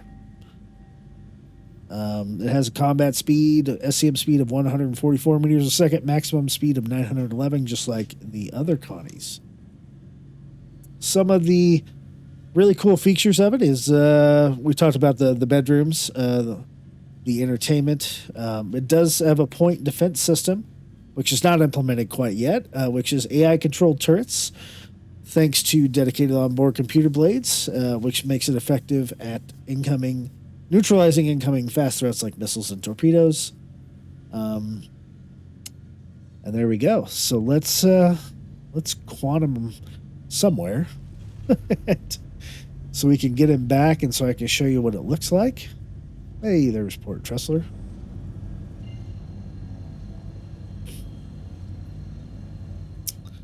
As we spool up our quantum, it does come with a different quantum drive. Much quicker than the stock quantum drive. And probably as it should be. With that, we'll come out of our speed there. Let's take a look around, see what this thing looks like in the sun. It's got a little bit of a yellow tint right here. Probably just because of the way we're facing. Because the paint is white. There we go. It's got this white look, and you can see right on the top there's a huge sunroof up there. You could kind of see the bar from that angle. It also has really good side viewing. You can see completely through the ship there. And what do you guys think? I think it looks really cool, to be honest with you. I think it's a very unique type of ship, and I really like the aspect that it's a VIP transport. With the upcoming taxi missions coming in soon, I think that's going to be really cool to transport people in this. It has a very similar cockpit design, except for those chairs. As you can tell, panoramic, a little bit different crossbars. Other than that, it is the same. Cockpit-wise, we got our exit. Shows we do have a cargo bay. There we go. There's that cargo bay. So that's really interesting for the cargo bay. We might have to hop out into space and explore that a little bit. But, you know, VIP people would want to have a place to put their stuff, right? So that only makes sense. Looking around the rest of the cockpit, it looks like everything else is pretty standard. Open exterior, power, couple flight, etc., etc. So let's go ahead and exit our seat. As we know, the the pilot and co-pilot chairs are really going to be the same thing as all the other ships. They don't really, work as advertised. The turret section here, the upper turret and the lower turret, I believe, comes stock. Look at those chairs. They even have the fancy chairs in the turrets. The upper and lower turret, I believe, have distortion repeaters on them, but they are, I think, they are guns. Yeah, they are guns, but they are, obviously you can put better guns on them. I hate to see the same bug over and over and over. It irritates me. But yeah, we have the, ooh, that's not a great, lot of reflection there. I mean, it's a cool looking effect. I'm just saying. Yeah, it looks exactly the same way. So there we go. That's the upper turret. But so you can repel enemy fighters a little bit better, and which is probably a good thing on a ship with VIP transport. Just saying. You want to make sure your guests are completely protected from outside threats. And just to show you that nothing is really different, except the lighting in here. And that, I think that's just the way we're kind of facing the sun. Okay, let's try it one more time, and there we go. Okay. So, yep, firing our distortion weapons. Good arc of fire as well. I would definitely probably replace those with pair of Badgers. So, coming to the back, we can see the space toilet is here for the crew and maybe the passengers. I don't necessarily remember seeing toilets in there, but the same type of bridge and crew area, and the same clipping under the beds. So maybe that's a feature. Maybe that is a feature. Okay, let's go into the back, and whoa, completely different, right, everybody? Completely different. Notice these stairs and the wood. It's just so cool looking. And the logo of the Phoenix are with RSI on it, and all the little hotspots here. Very cool. Let's look at the first guest bedroom, closest to the bridge. As you come in, you can see that there's actually, it looks like a very comfortable bed. Man, I probably sleep like a baby in this bed. Looks very nice, and it's got an aquarium. I don't see any fish, but I do see an aquarium with bubbles and stuff. I hope they add fish to that, because that's going to be amazing. And it's got a little screen and everything there. It feels VIP. The whiteness makes it feel clean, but the area feels expensive. And I mean, just close ourselves into the room. It's a very nice little cabin, very cozy. Put your suitcase right here. You got your screen, you got your aquarium, you got all your pillows. You have privacy, which is very nice. Now look at these floors again. Look at them in the sunlight. Looks really cool. Look how big it is in here. I mean, this is huge, guys. This is very large. So you have two pretty much executive level chairs over here with this amazing view. Imagine flying out of here and having this amazing view of Microtech. Oh, so good. So good. Let me try sitting down on one of these. It'd be cool if it reclined. You know what I mean? We could do stuff. I don't think there's any buttons we could do anything with, but what a really, really special view there. And there's two of them. So, I mean, those are business/executive chairs. Before we head into the bar area, let's come over here. There's, again, here's some cards. There's a table. You're sitting in your nice plush RSI chair. Great viewing area. You know, you're having drinks with some friends on some VIP travel. And this screen does change. It changes from the Phoenix logo over to the RSI.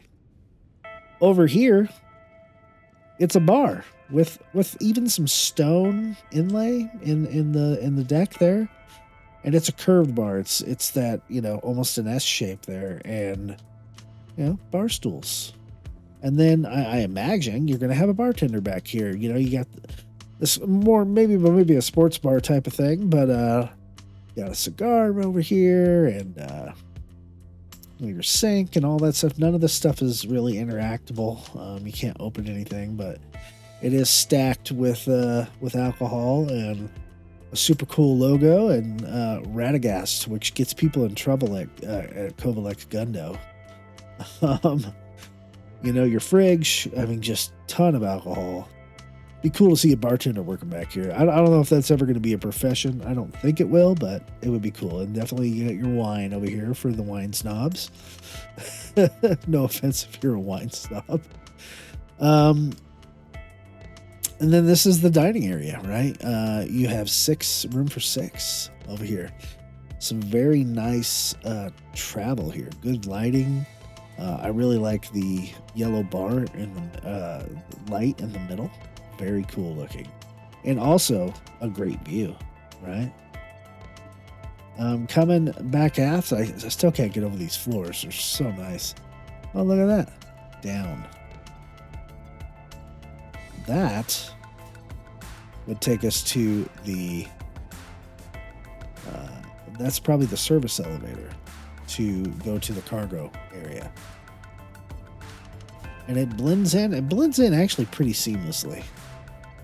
Before we hit the master bedroom, which you can see is kind of had this fogged glass, but you can still see through it. So I would want them to work on that for sure. This actually is there's a cool aquarium right here with a piece of a broken. That is a Constellation Phoenix there that's broken up where fish can live in. Very cool. And this used to be open. It is a hot tub, but it didn't have any water in it. And so I'm not sure why that's not open. And I think these are like screens for you to watch and stuff like that.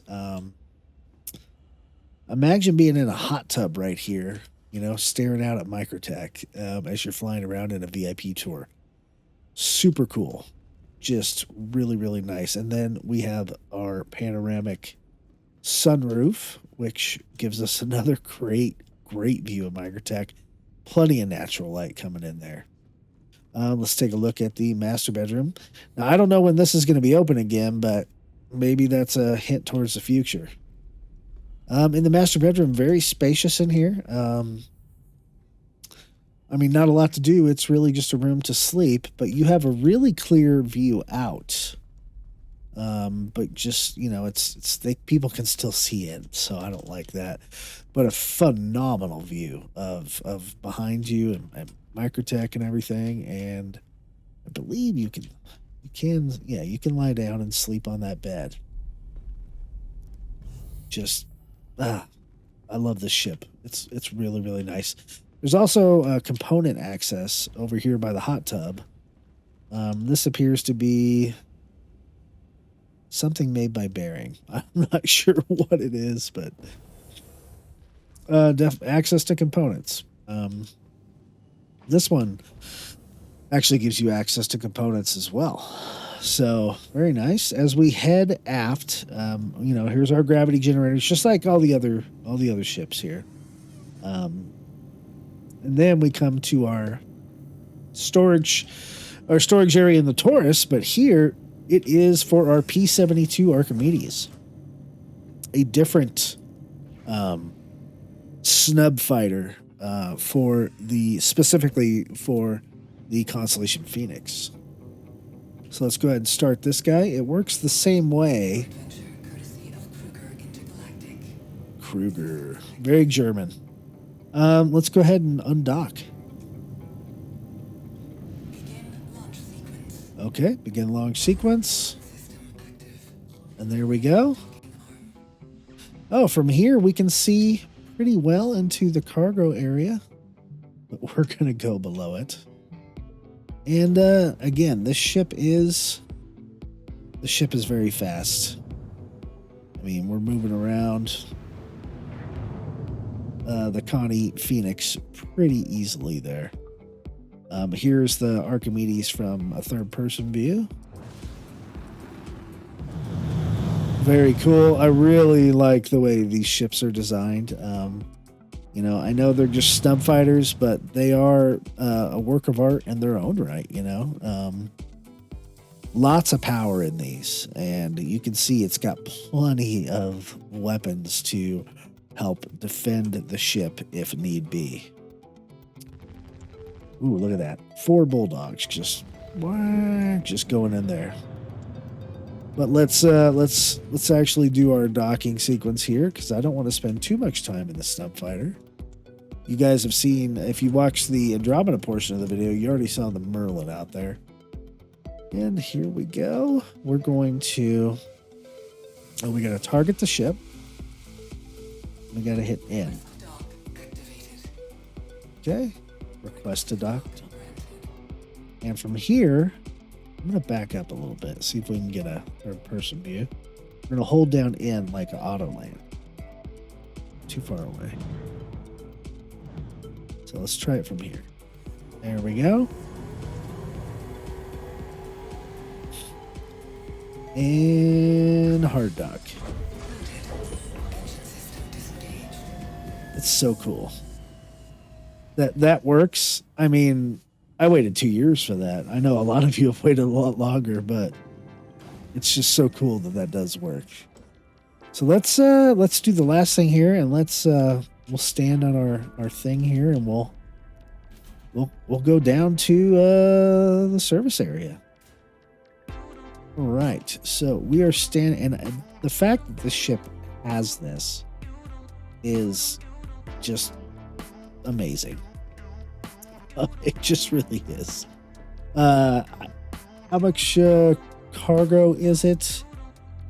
Well, it says it's 80 SCU, which is almost as much as a regular Constellation. You know, but the regular Constellation is not luxury like this.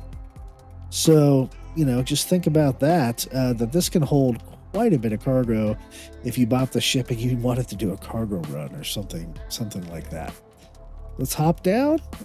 Hey, we didn't take any damage. How about that? And you can see it's just like the other cargo ramps. Definitely could probably fit a vehicle on this. I may need to amend the if it fits and see if we could fit something like a rock or something on here, and there would be enough room to close it, because there's definitely enough room in the Andromeda and the Aquila and the Taurus for vehicles and the like, because they have a much bigger top area. But it's pretty good size here, so yeah, something to definitely think about. All right, and so that's the cargo area. I know there's probably a few of you that are like, I didn't even know this was part of this ship, but it is, and it's really cool. And then bam, back to luxury. This is definitely one of the coolest ships in Star Citizen by far. I mean, it's for me, it's I like it better. I think I like it better than the 600i. I might like it better than the 890 jump, but that's a yacht. I mean, this is a luxury catamaran. I like it better than the 400i for sure. And I wish I had the VIPs to transport around. So maybe I'll get one of these before we get those taxi missions. All right, folks. So in addition, I just want to finish this tour off here of the Constellation Phoenix. So you saw that both turrets up and down worked, and what comes stock on here are Omni Sky 12s, which are gimbaled. They are laser cannons. I can't stand laser cannons, especially right now, but yeah, they are gimbaled, so size 5 hard points, because I believe those are size 4s.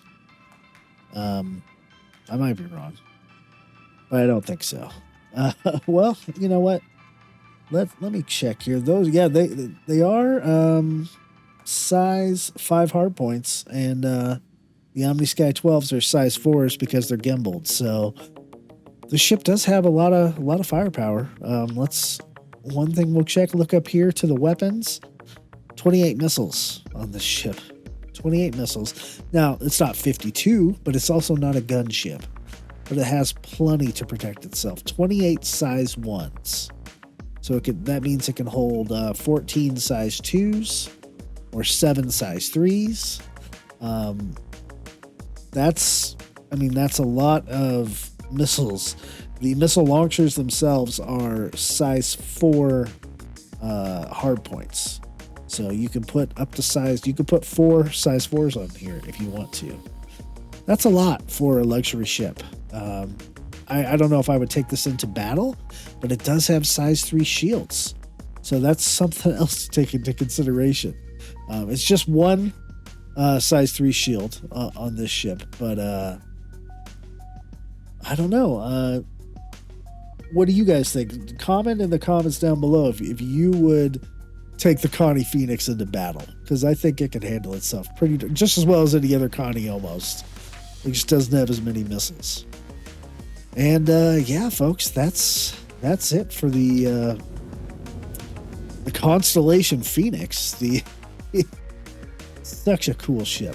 Such a cool ship. Hope you enjoyed that. And I do have, when we get to the loadouts, when we talk about paint schemes. I do have the variant paint scheme that's basically just for this ship. So stay tuned for that. And I think that really concludes the tours of the Constellation series, of the interiors and kind of some of the functions.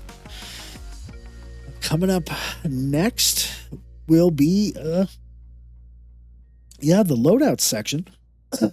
We'll do the loadouts of all the different ships. Then we'll go over the brochures. We'll look at the commercials, and then we'll do our fully crewed ship. We're going to do a fully crewed Phoenix here with guests, basically, and then we'll do a fully crewed chase camera battle with the Constellation Andromeda. So please stay tuned for that, and we'll see you over the loadouts. All right, ladies and gentlemen, real quick before we move on to the loadouts, I wanted to do an addendum of if it fits its ships, specifically for the Constellation Phoenix. I have the Phoenix Emerald out right now, but it is the same thing as the Phoenix, same model. And I have a Rock DS, and check it out. It fits on there just fine. Let's see if it'll actually close. Let's see how tight it would actually be here. Closing the cargo bay. Oh, please don't hit the roof and blow me up. Ooh, look at that. It fits beautifully in this cargo bay. And I verified that the cargo bay for the Constellation Phoenix is 80 SCU. It's not 96, it is 80, which is almost 96. But the Rock DS just fits with the door almost hitting the roof. Oh, wow. Pretty special, pretty awesome ship. It is, it comes with a special rover called the Lynx rover. I'll be excited when CIG finally finishes that and gets that out. But just to let you know, if it fits this, it'll fit the Cyclone. It'll fit any of the hover bikes.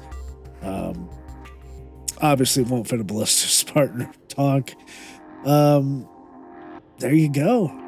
The Ursa rover and the Lynx rover should be the exact same size. And if it fits a Rock DS, it'll fit an Ursa rover. There you go, folks. Everything you can put in a Connie Andromeda or an Aquila also fits inside the Taurus and the Connie Phoenix. All right, ladies and gentlemen, here we are at Urkel.games, the DPS calculator live with the new layout here. Let's do the loadouts on the Constellation series of ships. I have here pulled up the Constellation Andromeda. We could see right now, again, multi-role ship size 4. It says crew of 1, but it's really crew of 3 to 5. It has 20,000 hit points on its hull. I'm sorry, on the body, and then 20,000 on the nose. Total, giving it 181,344 hit points. And I think a lot of that comes from the shields. I hope so. We already talked about all the speed and everything and the mass. But the pitch, yaw, and roll, 25 degrees for pitching yaw and 65 for roll. The hydrogen capacity is 660,000 and quantum fuel is 3,000. It is a large ship, so it's going to have large hydrogen and quantum fuel capacity. So there we go on that. Let's look at some base stats for weapons. And a lot of these are going to be the same. But this ship comes with the best weapons stock with the 447s. So sustained DPS is 1570. That's just the pilot weapons, guys. 320 alpha. The burst damage is 2560, 320 alpha. The turrets, both of them will do together 1231. DPS are 160 alpha sustained. Burst damage 1600. The missiles, 52 missiles, guys, 52. That's going to do 163,538 damage. Just an insane amount of firepower on this ship. Stock, everything's stock right here. The power is not exactly where I want it, but it is under half. So it's close to half. So it's fine. I think if we add a lot more to it, it could, we'll see how power works in the future. Let's just say that. But there's plenty of room on there. For cooling, we have a capacity of 8560, and we're only using 508. Plenty of cooling. You don't really need to mess with the coolers. The EM on this ship is 11,340, and the IR is 15,000, almost 16,000. You're not hiding from anybody. And I mean nobody. They're probably going to see you coming, many, many kilometers away. Okay. Let's talk about the weapons. What comes on this ship is 4 gimbaled CF447 Rhinos. These are all size 5 hardpoints. Because the ship turns so slow, even though it's a gunship, and I hardly ever say this, I would recommend keeping your gimbals and the 4 size 4s on there. Easier to hit your target, especially if you're solo. If you are going up against larger ships that are slower, maybe, I don't know, Hammerhead, other constellations, things like that, 600i, then I would go ahead and upgrade these to a Attrition 5 or probably a 557 Galderine, just because it's cheaper, and I would go that way with all 4 of them. It looks like 2 of these are, I didn't know this. 2 of these are locked because they are bespoke to have a gimbal. So that means you can only, that doesn't make sense. I think I've done it before, but it looks like you can only upgrade 2 of the guns to size 5s.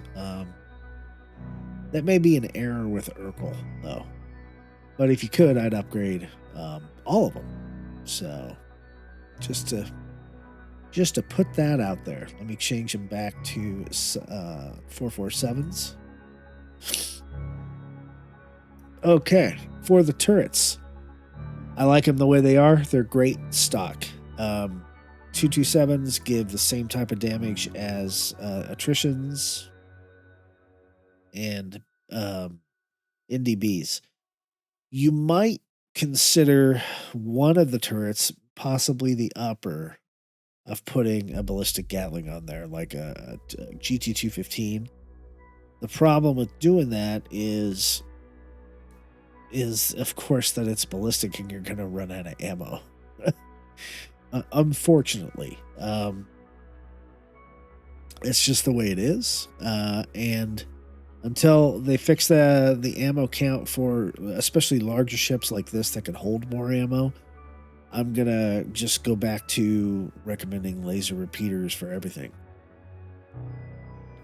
The missile racks. These are size 5 hardpoints, so you could actually they're not bespoke, are they? Oh, you'd have to remove all the missiles first. Well, that's weird. I'm gonna have to try it out in game. I thought you could definitely change the missiles around, but I thought you could change the missile hardpoints too. But they all have lock icons on them, so they might be bespoke to the ship, and which means you can't actually change the size of the missile rack. Or basically, it's a size 5 hardpoint that holds 6 of these size 2 missiles. It would mean that you can't change that out to hold a bigger missile. which is actually fine for me. I think the stock loadout on the Andromeda is phenomenal, and I wouldn't change it. The shields, now these you can change. I'm not sure I would, because they're very expensive at size 3. 5CA Akuras, civilian grade Cs. What's better than that? The 7CA Narguns, which cost $100,000. That's a grade A. The grade C is still $93,000. The grade B doesn't even give me a price or a place to buy it. So, a lot of people are still out there recommending military shields, and I'm not against them. It's just right now there's no point to have them. In 3.16.1, the FR86, the whole the shield hit points is 15,000, or I'm sorry, 115,000.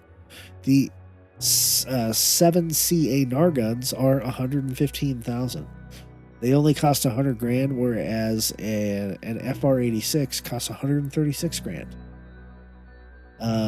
If you get the best, the Parapet, which used to be the best shield for this, the industrial, it costs 169 grand, and it doesn't give you anything extra. So I would say, if you're going to upgrade the shields, go with the 7CA Narguns. The power plants, they are civilian grade C. You can get more power, although I don't think you need to. Not in the current build of the game. But if you wanted to, you could go with the here it is, the Lotus, which is a civilian size 2 power plant. I don't know if that is grade A or not. Yeah, it is grade A. Okay. And that goes for only 44,000 alpha UEC. If you were to get like a JS400, 53,000. And it's the same. Oh no, belay my last. Sorry.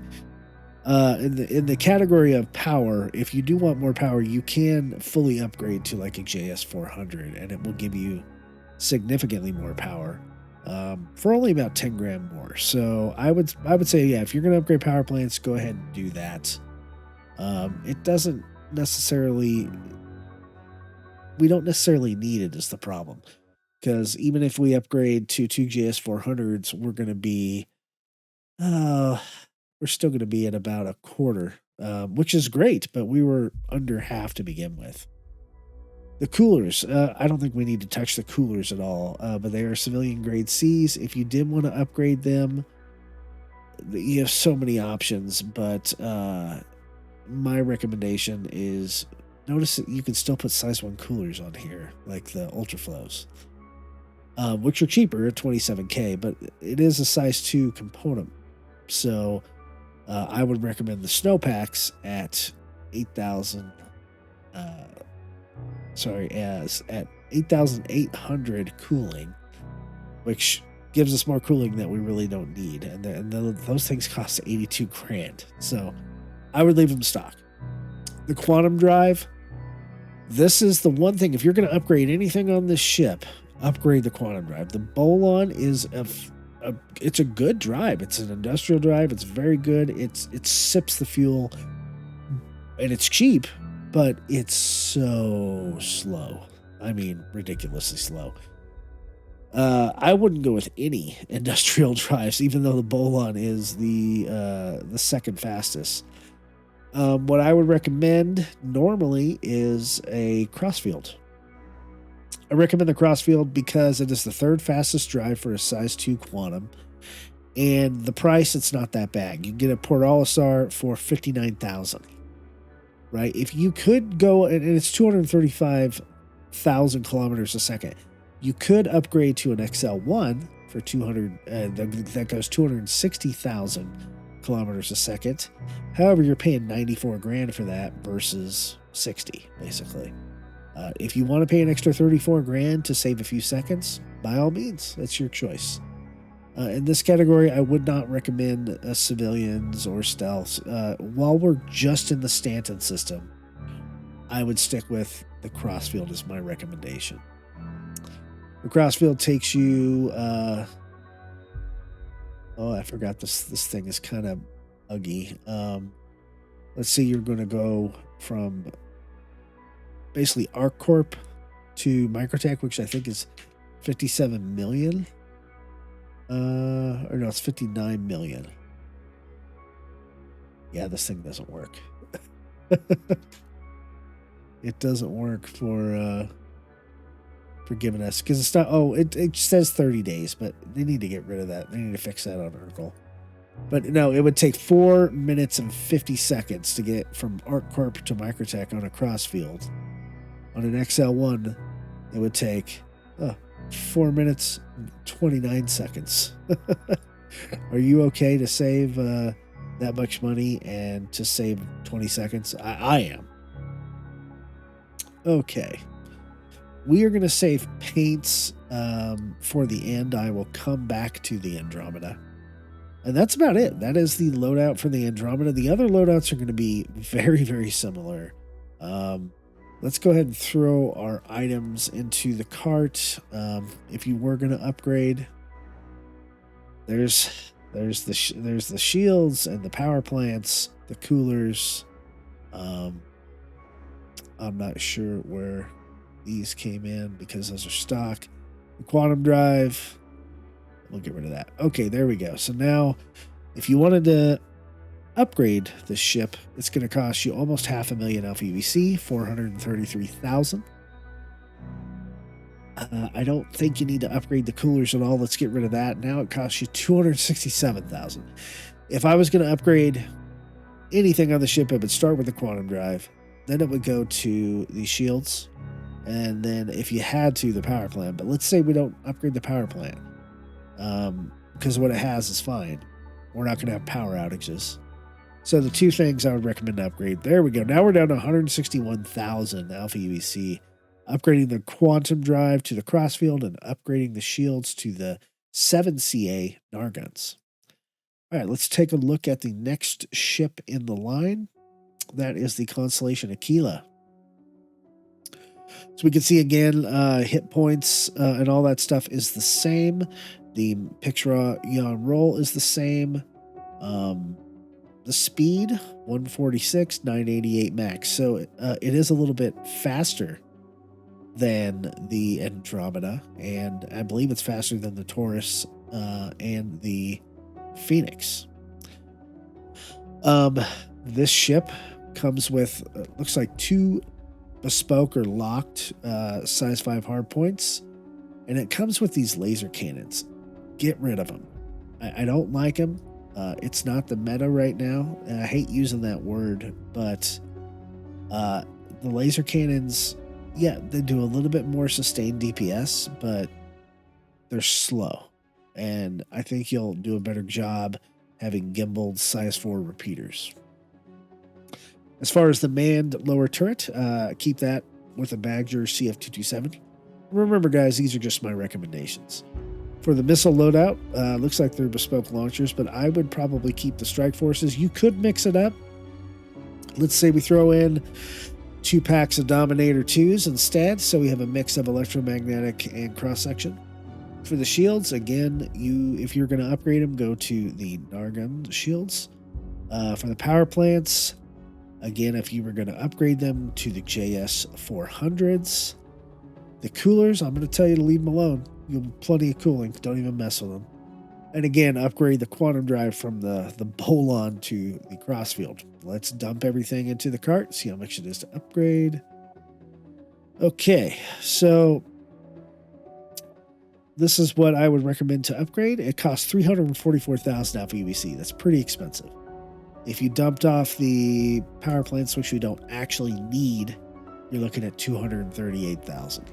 Not too bad. If you don't want to mess with the missiles, then let's get rid of them. But you should change your main guns, in my opinion. And now you're at 236,702. If you can live without the extra shield, the extra 115,000 or extra 15,000 of the shield, now we're down to 135,000. So pick your poison on all that stuff. Let's go down to the Constellation Taurus. The Taurus, the speed is a lot more in line with the other ships at 144 meters a second and 911 max. Looks like it has less total overall hit points than the other ships. The picture yaw and roll is the same. Quantum fuel, quantum capacity is all the same.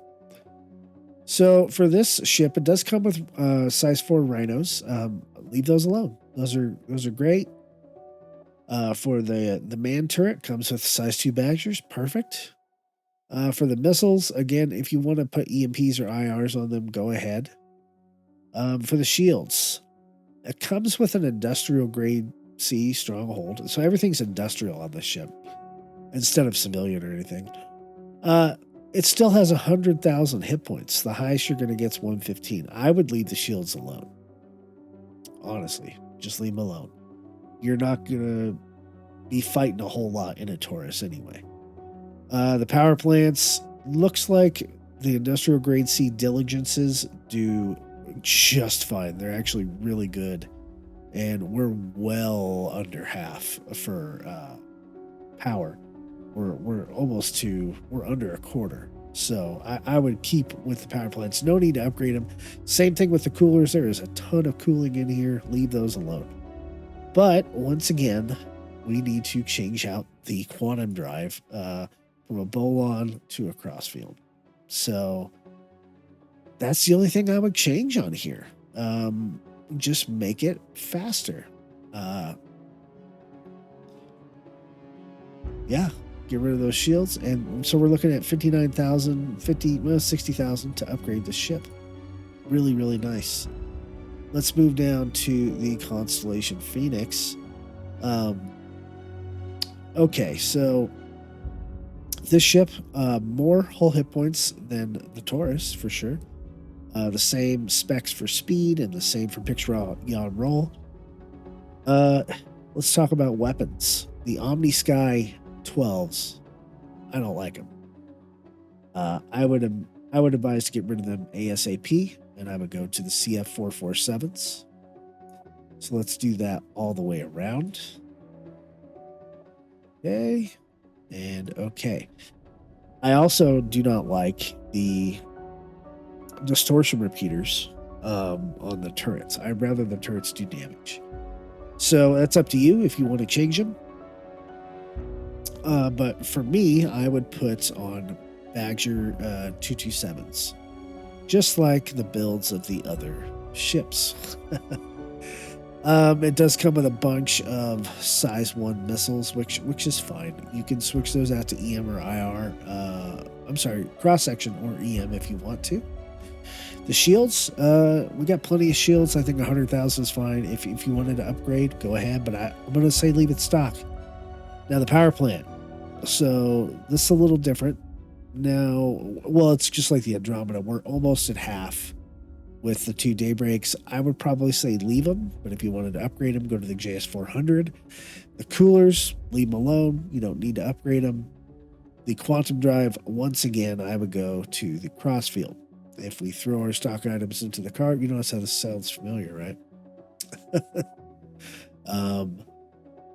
We have the weapons and the crossfield, and to upgrade the Phoenix, we're looking at about 156,514 alpha UEC.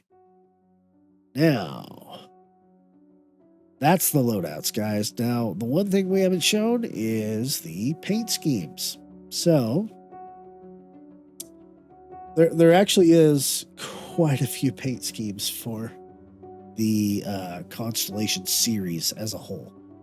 The first one is going to be the 2950 Invictus Constellation blue and gold livery. I want to say thank you to my friend Bebop Dallas for lending me his ship. This is the only paint scheme I don't have personally for the Connie, but he did have it and he was able to lend it to me, and I think it looks pretty cool. Great blues, a great gold. I really like the darker blues for the Invictus livery. The next livery is the Constellation Black Heron livery. A heron is a type of bird. It is a dark gray color with military green accents and orange decals on the heron black livery. You can only buy any of the heron type of liveries at the store at the RSI website. The next paint job is the orange heron livery, which is orange. It's orange in color with white accents and decals. It is almost like an opposite Argo. It's where Argo has dark grays and blacks and kind of a pop like a deeper red orange. This has a lighter orange with the white, which actually makes it look pretty darn cool. The next paint job is the white heron livery, which is white. And it comes with navy blue accents and, surprise, surprise, orange decals. I actually think this paint job looks very sharp. I like this white, the heron white, a lot more than I like the polar livery on the Constellation. Speaking of the polar livery, that is our next one. It is the polar livery. This is a pretty standard livery across a lot of the ships. It is kind of a camouflage white and gray and dark gray polar camo pattern for the Constellation. The next livery is the Stormbringer livery, which looks really good. It's a dark gray color with these kind of lighter blue and white accents. The ship looks really good with it on, but there's a lot of other ships with the Stormbringer as well. But it does kind of suit in really well with the Connie series, in my opinion. And the last livery, second to last livery. The second to last livery is the dark green livery for the Constellations. It is military OD green, olive drab green. Maybe a little darker than that. And it also has dark gray decals. This is actually my favorite livery for Constellation Andromeda, because that's a gunship, and I think gunships should be camouflaged in that way. So I really do enjoy this paint. The very last paint, which is not really a paint, but I'm going to show it as a paint, is the Constellation Phoenix Emerald. And the reason I'm calling it a paint is because that's what it is. It is a Constellation Phoenix, but it's with this lucky type of paint scheme. And it's got the golds and it's got the whites, and inside and functionally, it's the same as any other Constellation Phoenix. There's nothing special inside. There's no other crazy green stuff on the inside. It's just on the outside. So I'm going to go ahead and call this a paint job, because other than that, that's what it is. And that wraps up our paints and wraps up the loadouts for the RSI Constellation series. Stay tuned. Next, coming up is the brochures for the Constellation series. Hey folks, before we move on to the next segment, I just want to do a quick addendum to the loadouts. In game, it's a little bit different than it is on Urkel, right? On Urkel, the ship in question that you're loading out is just that ship. However, in game, the ships that have a P-52 Merlin or the P-72 Archimedes, they're going to have, you're going to be able to load out each of those ships on the same page. So I have here pulled up is the Constellation Aquila. And as you can see under systems, it says Cooler 1, Cooler 1, Cooler 2, Cooler 2. Well, we know that the Constellation doesn't have 4 coolers, it has 2. So for instance, under Cooler 2, that would be the size 2 cooler that goes onto the Constellation, right? And that's for both of them. For Cooler 1, that's what the coolers that are on the P-52 that are on here.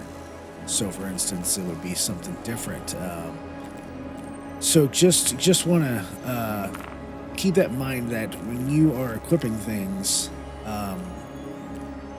you got to kind of pay attention. I guess these Frost Star EXs, those are going to be the size 2s. And then the Frost Star itself, if we go over it, it is the size 1. So the size 1 is definitely for the snub ship.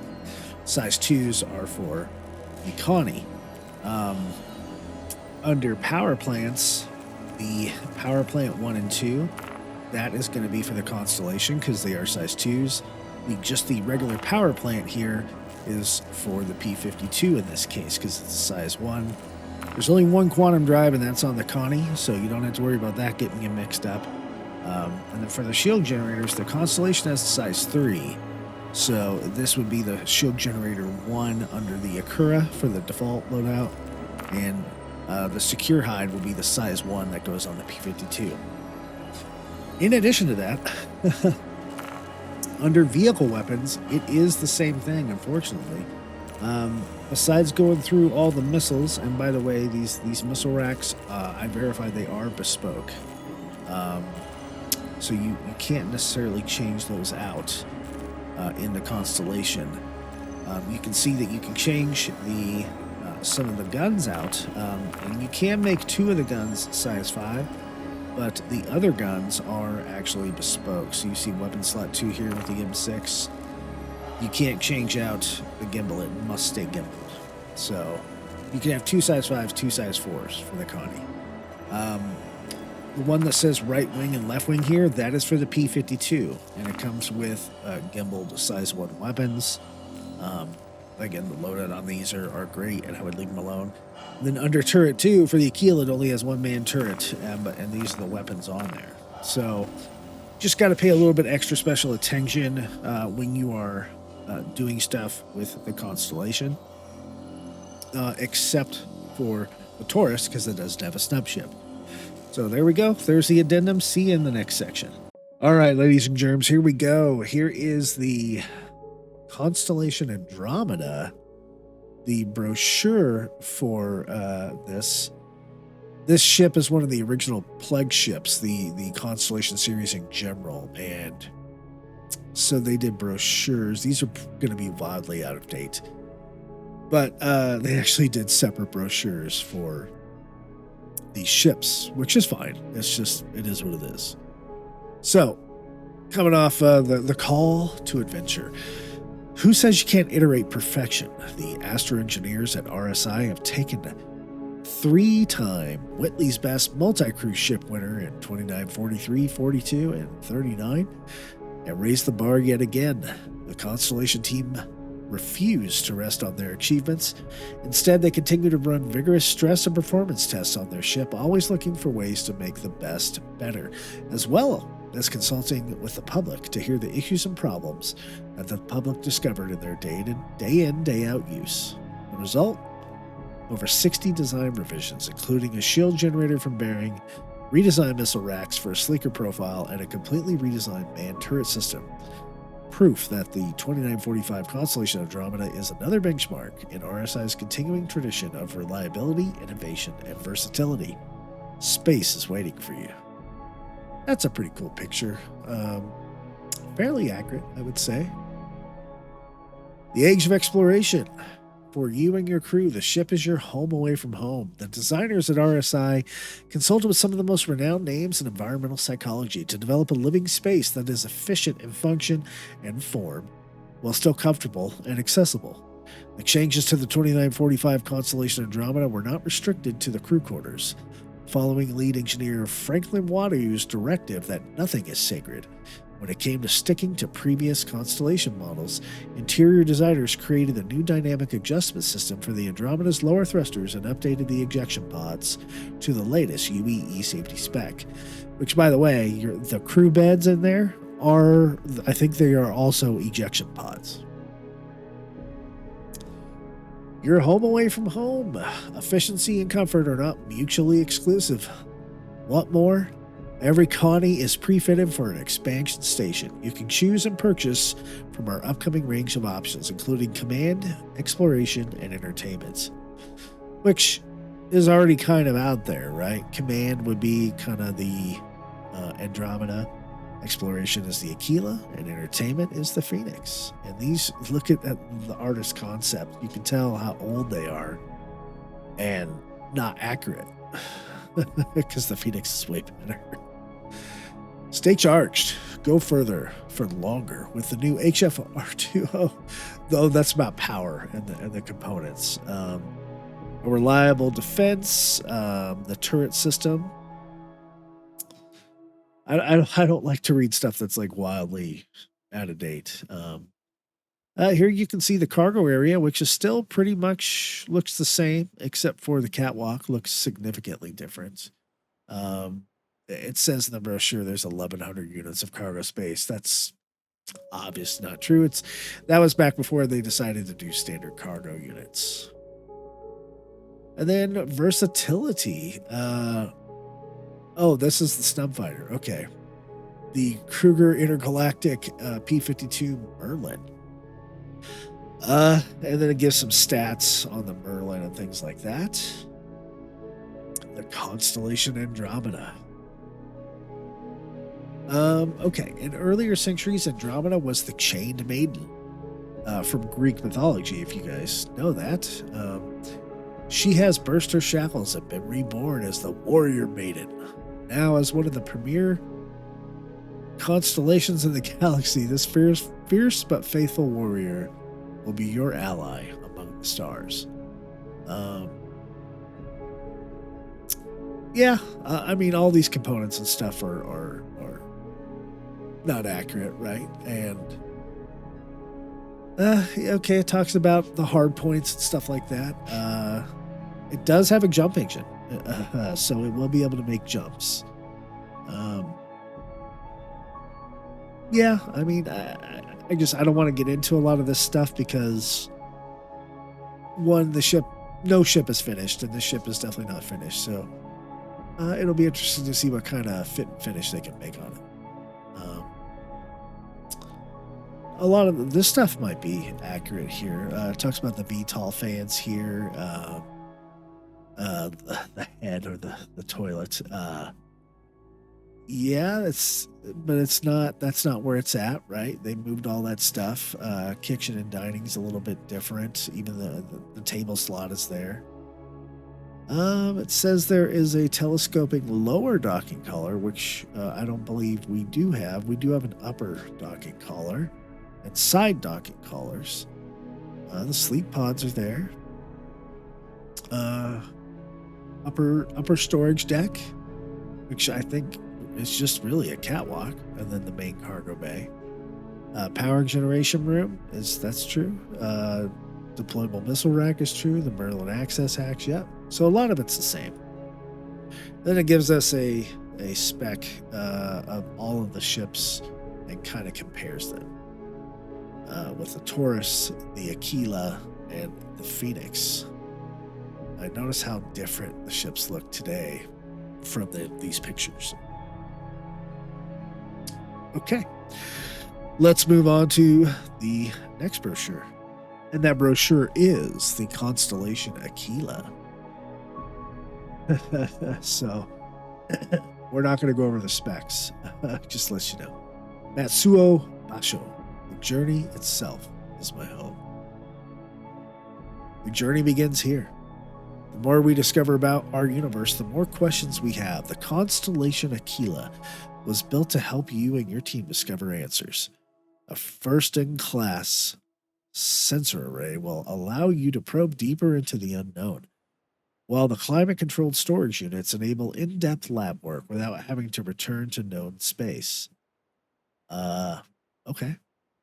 Once the auxiliary fuel cells take you the extra distance across the vast expanse of uncharted space to a new world, the deluxe panoramic bridge will provide your first breathtaking view. For every step of the journey, the Aquila is there, bringing the best technology of the Empire along for the ride. You know, that's a really good question. I don't think I answered during the loadout section. Does the Aquila actually have longer range, or at least right now, than the other ships. The Andromeda, hydrogen is 660,000, quantum is 3,000, and the Aquila is, okay, the hydrogen is 690,000, and quantum is 3,000. So a tad bit more hydrogen fuel, but nothing crazy. Ralph Waldo Emerson says, a quote from him, "Do not follow where the path may lead. Go instead where there is no path and leave a trail." That's actually a really cool picture of the Aquila. Trading brawn for brains. A Connie Aquila replaces the upper turret system with an advanced complement of scanning and comm technology, including a long-range scanner. Jump point navigation sensors. The Wills Op jump point navigation sensors feature cutting-edge detection algorithms to assist in locating jump points that, until a few years ago, would have been considered invisible to all previous scanning technology. With the combination of the Aquila and Wills Op, the universe is opening up like never before. Pretty cool. Nick Croshaw said, "The unknown may seem incomprehensible to us, but that's simply because we don't understand it yet. I wanted to understand. I was willing to go to the end of space to understand." Nick Croshaw famously discovered the Croshaw system because he was the first one to go through a jump point.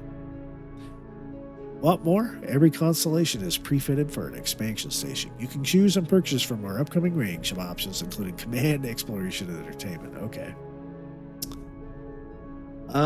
Remember, the Aquila comes with a Ursa rover, so anytime, any terrain, land on an undiscovered planet is at once the most terrifying and thrilling feeling that you can experience. You need to be prepared for anything from hostile terrain and dangerous atmospheres to unknown species.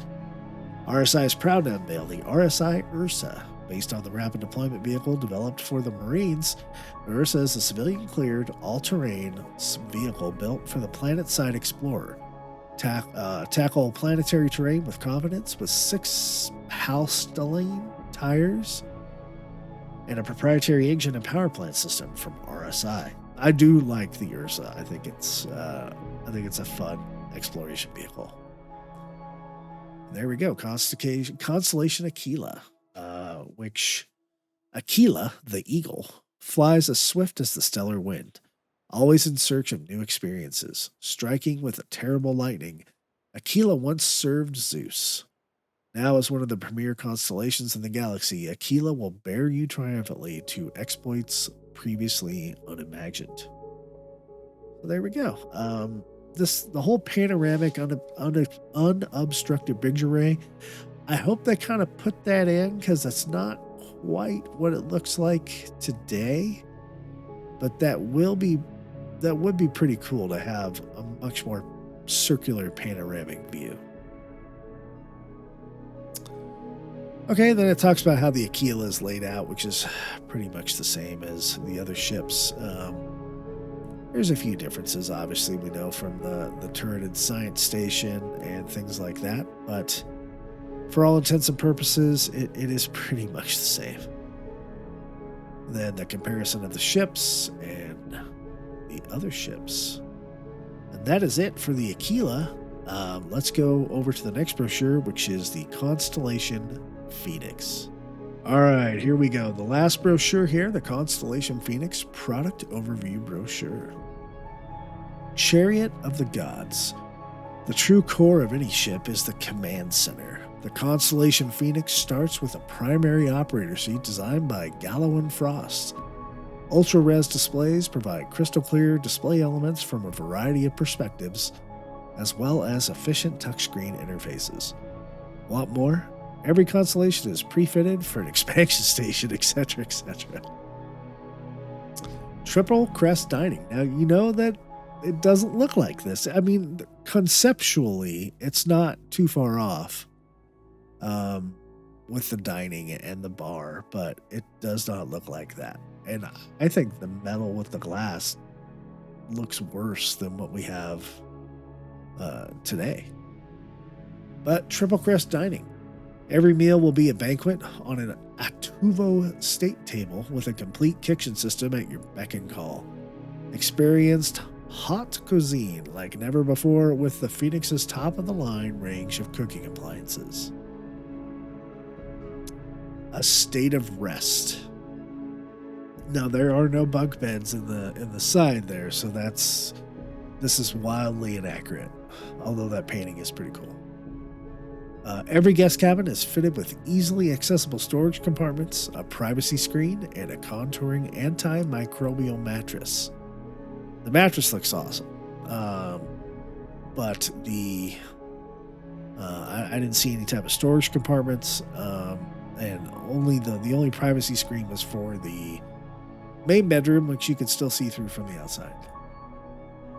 Life on your terms. The Connie Phoenix is more than a luxury ship. The Phoenix is a vision of superior engineering for a modern age, maintaining all the functionality of other constellations, but optimized for those who refuse to accept anything less than perfection. A modern classic, an atmosphere of tranquility and comfort awaits you and your guests in the spacious interiors designed by Emil Quast, also known as Chris Roberts. No, I don't know. A feast for the eyes. The Connie Phoenix transforms RSI's award-winning hull into the luxury craft of the modern era and beyond. Your guests will enjoy the finest amenities while traveling in safety and security.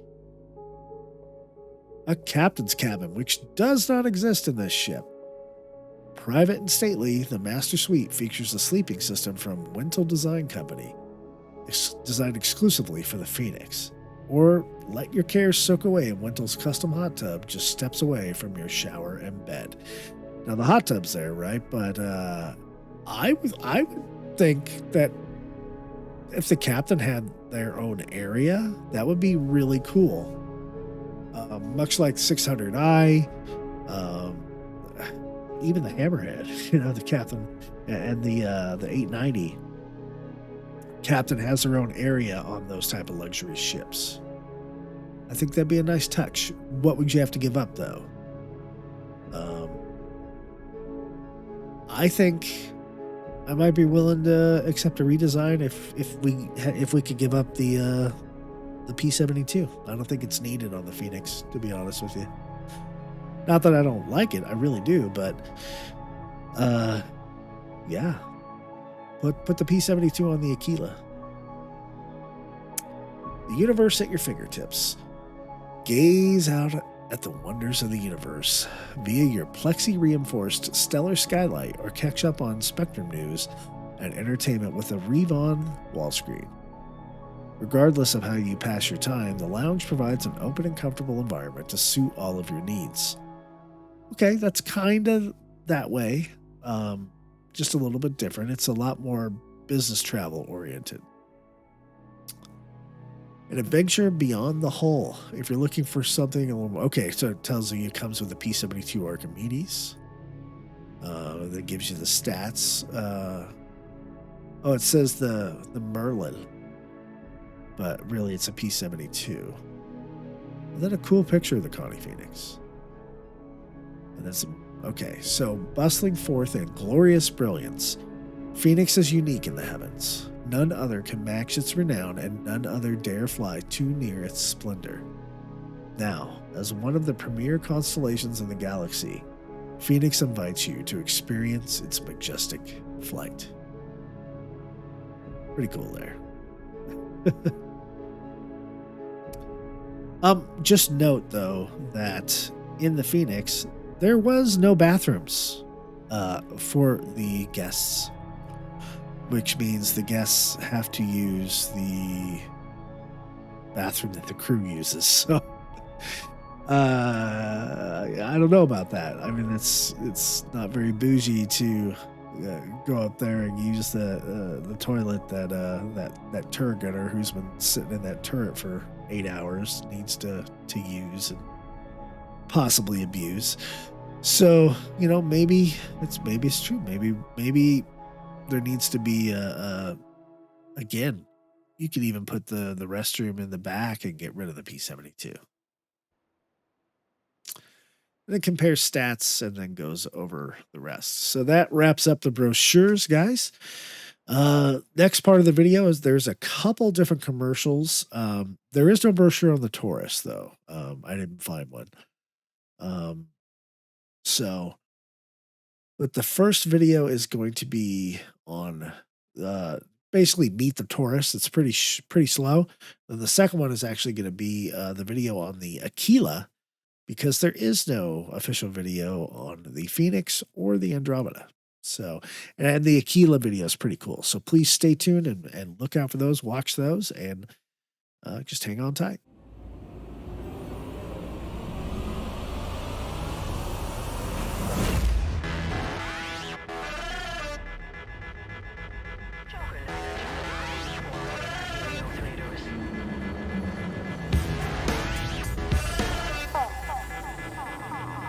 They say that some things just don't go out of style. That the true classics never die.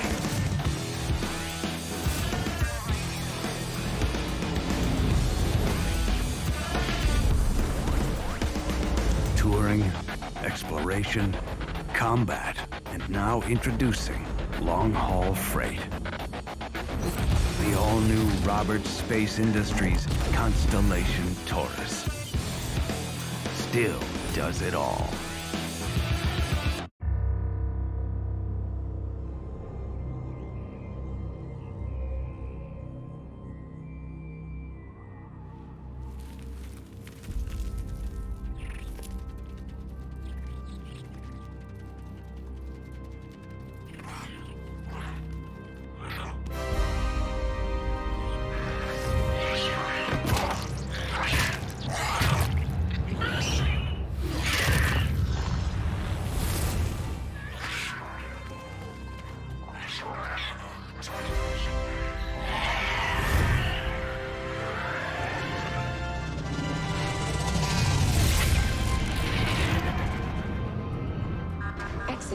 Interspace.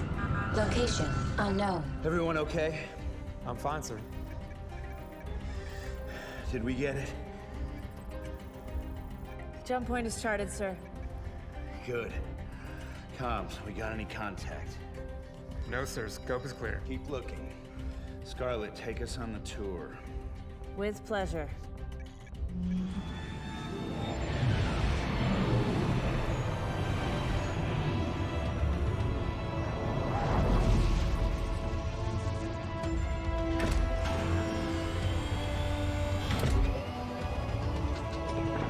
She's all yours, Doctor. We've got a protoplanet, no atmosphere. Unknown planet 2.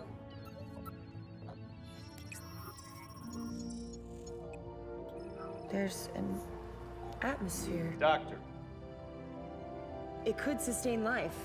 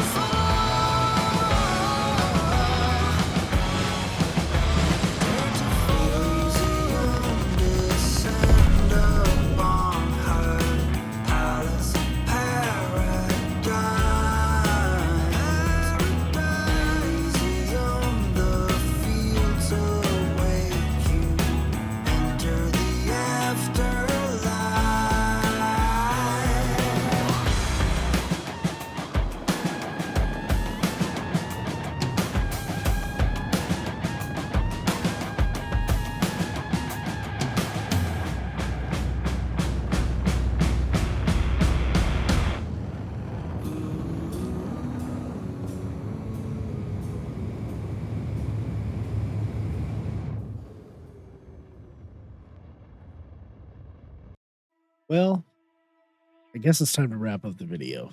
If you've made it to the end, I want to say thank you. I know it was long, and I hope you maybe left and came back, or you at least skipped around to the parts that you wanted to see, or if you watched the whole thing, thank you.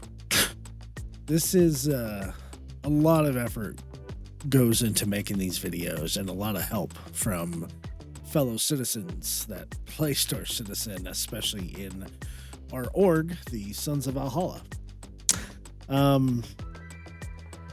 My thoughts on the Constellation series. I can see why Chris Roberts likes it so much, why he wants to make it his quintessential ship. Its concept is awesome. From the Andromeda gunship to the Aquila science ship, the Taurus cargo hauler, and my personal favorite, the Phoenix. It's been a pleasure to fly these ships, and it reminds me all the time that every ship in Star Citizen is my favorite ship. I love them all. The attention to detail and the craftsmanship. Even in an alpha with these ships not as polished as they're going to be, it's been a pleasure. And I want to say thank you to CIG. Great job. And I can't wait to see what you guys do next. Now, that was the praise, and here is the criticism. These ships, except for the Taurus, are old. Clearly, they need some rework. They have some clipping issues. I definitely think there's some design issue. Especially for the Phoenix series. While I love the layout with the bar and the table and the seats, why isn't the hot tub open? I don't think we've ever been given an explanation for that. It used to be. Why is there no restroom in the Phoenix, except for the one crew restroom? Why doesn't the restroom have stuff that works? I mean, I know the answer. They haven't gotten to it. And I think we're all really getting used to that answer. And that's okay for now. I know they have their sights set on bigger things, and as well they should. They need to make the game work overall with server meshing and adding in other things. But there's a lot of ships that need a lot of polish, and the Connie is definitely one of them. I think the variants are really good to have. I wish the Phoenix was, I guess, not a limited quantity, but you know, what can I say? Artificial scarcity equals $430 million so far. So there you go, guys. I love the ships. They're awesome. They're phenomenal. They are great for multi-crew. They're pretty darn good for solo as well. I'd like to see some newer and more exciting paint schemes, but I'm sure that will come out, because I know they're making some good money on the paint. And yeah, I don't know what else to say. I'm really interested to hear what you have to say. What are your comments on these ships? What do you think of them? Do they need a massive amount of rework? Do they fulfill your need? Is there enough cargo space on the Connie? What about the bespoke missile launchers on the Andromeda? Is 96 SCU enough for the Andromeda and the Aquila? Or should they be bigger? Should the whole ship be bigger? I feel that's probably my biggest critique, is I feel that the entire ship should be bigger. Especially having a crew of like 3 to 5 people.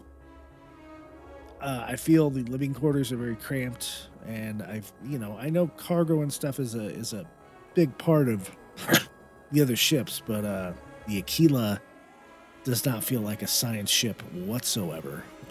It should have more science things besides just a turret, in my opinion. It seems like living on one of those ships, except for the Phoenix, would be hard to do. I mean, that's hard travel out there in space. It's like,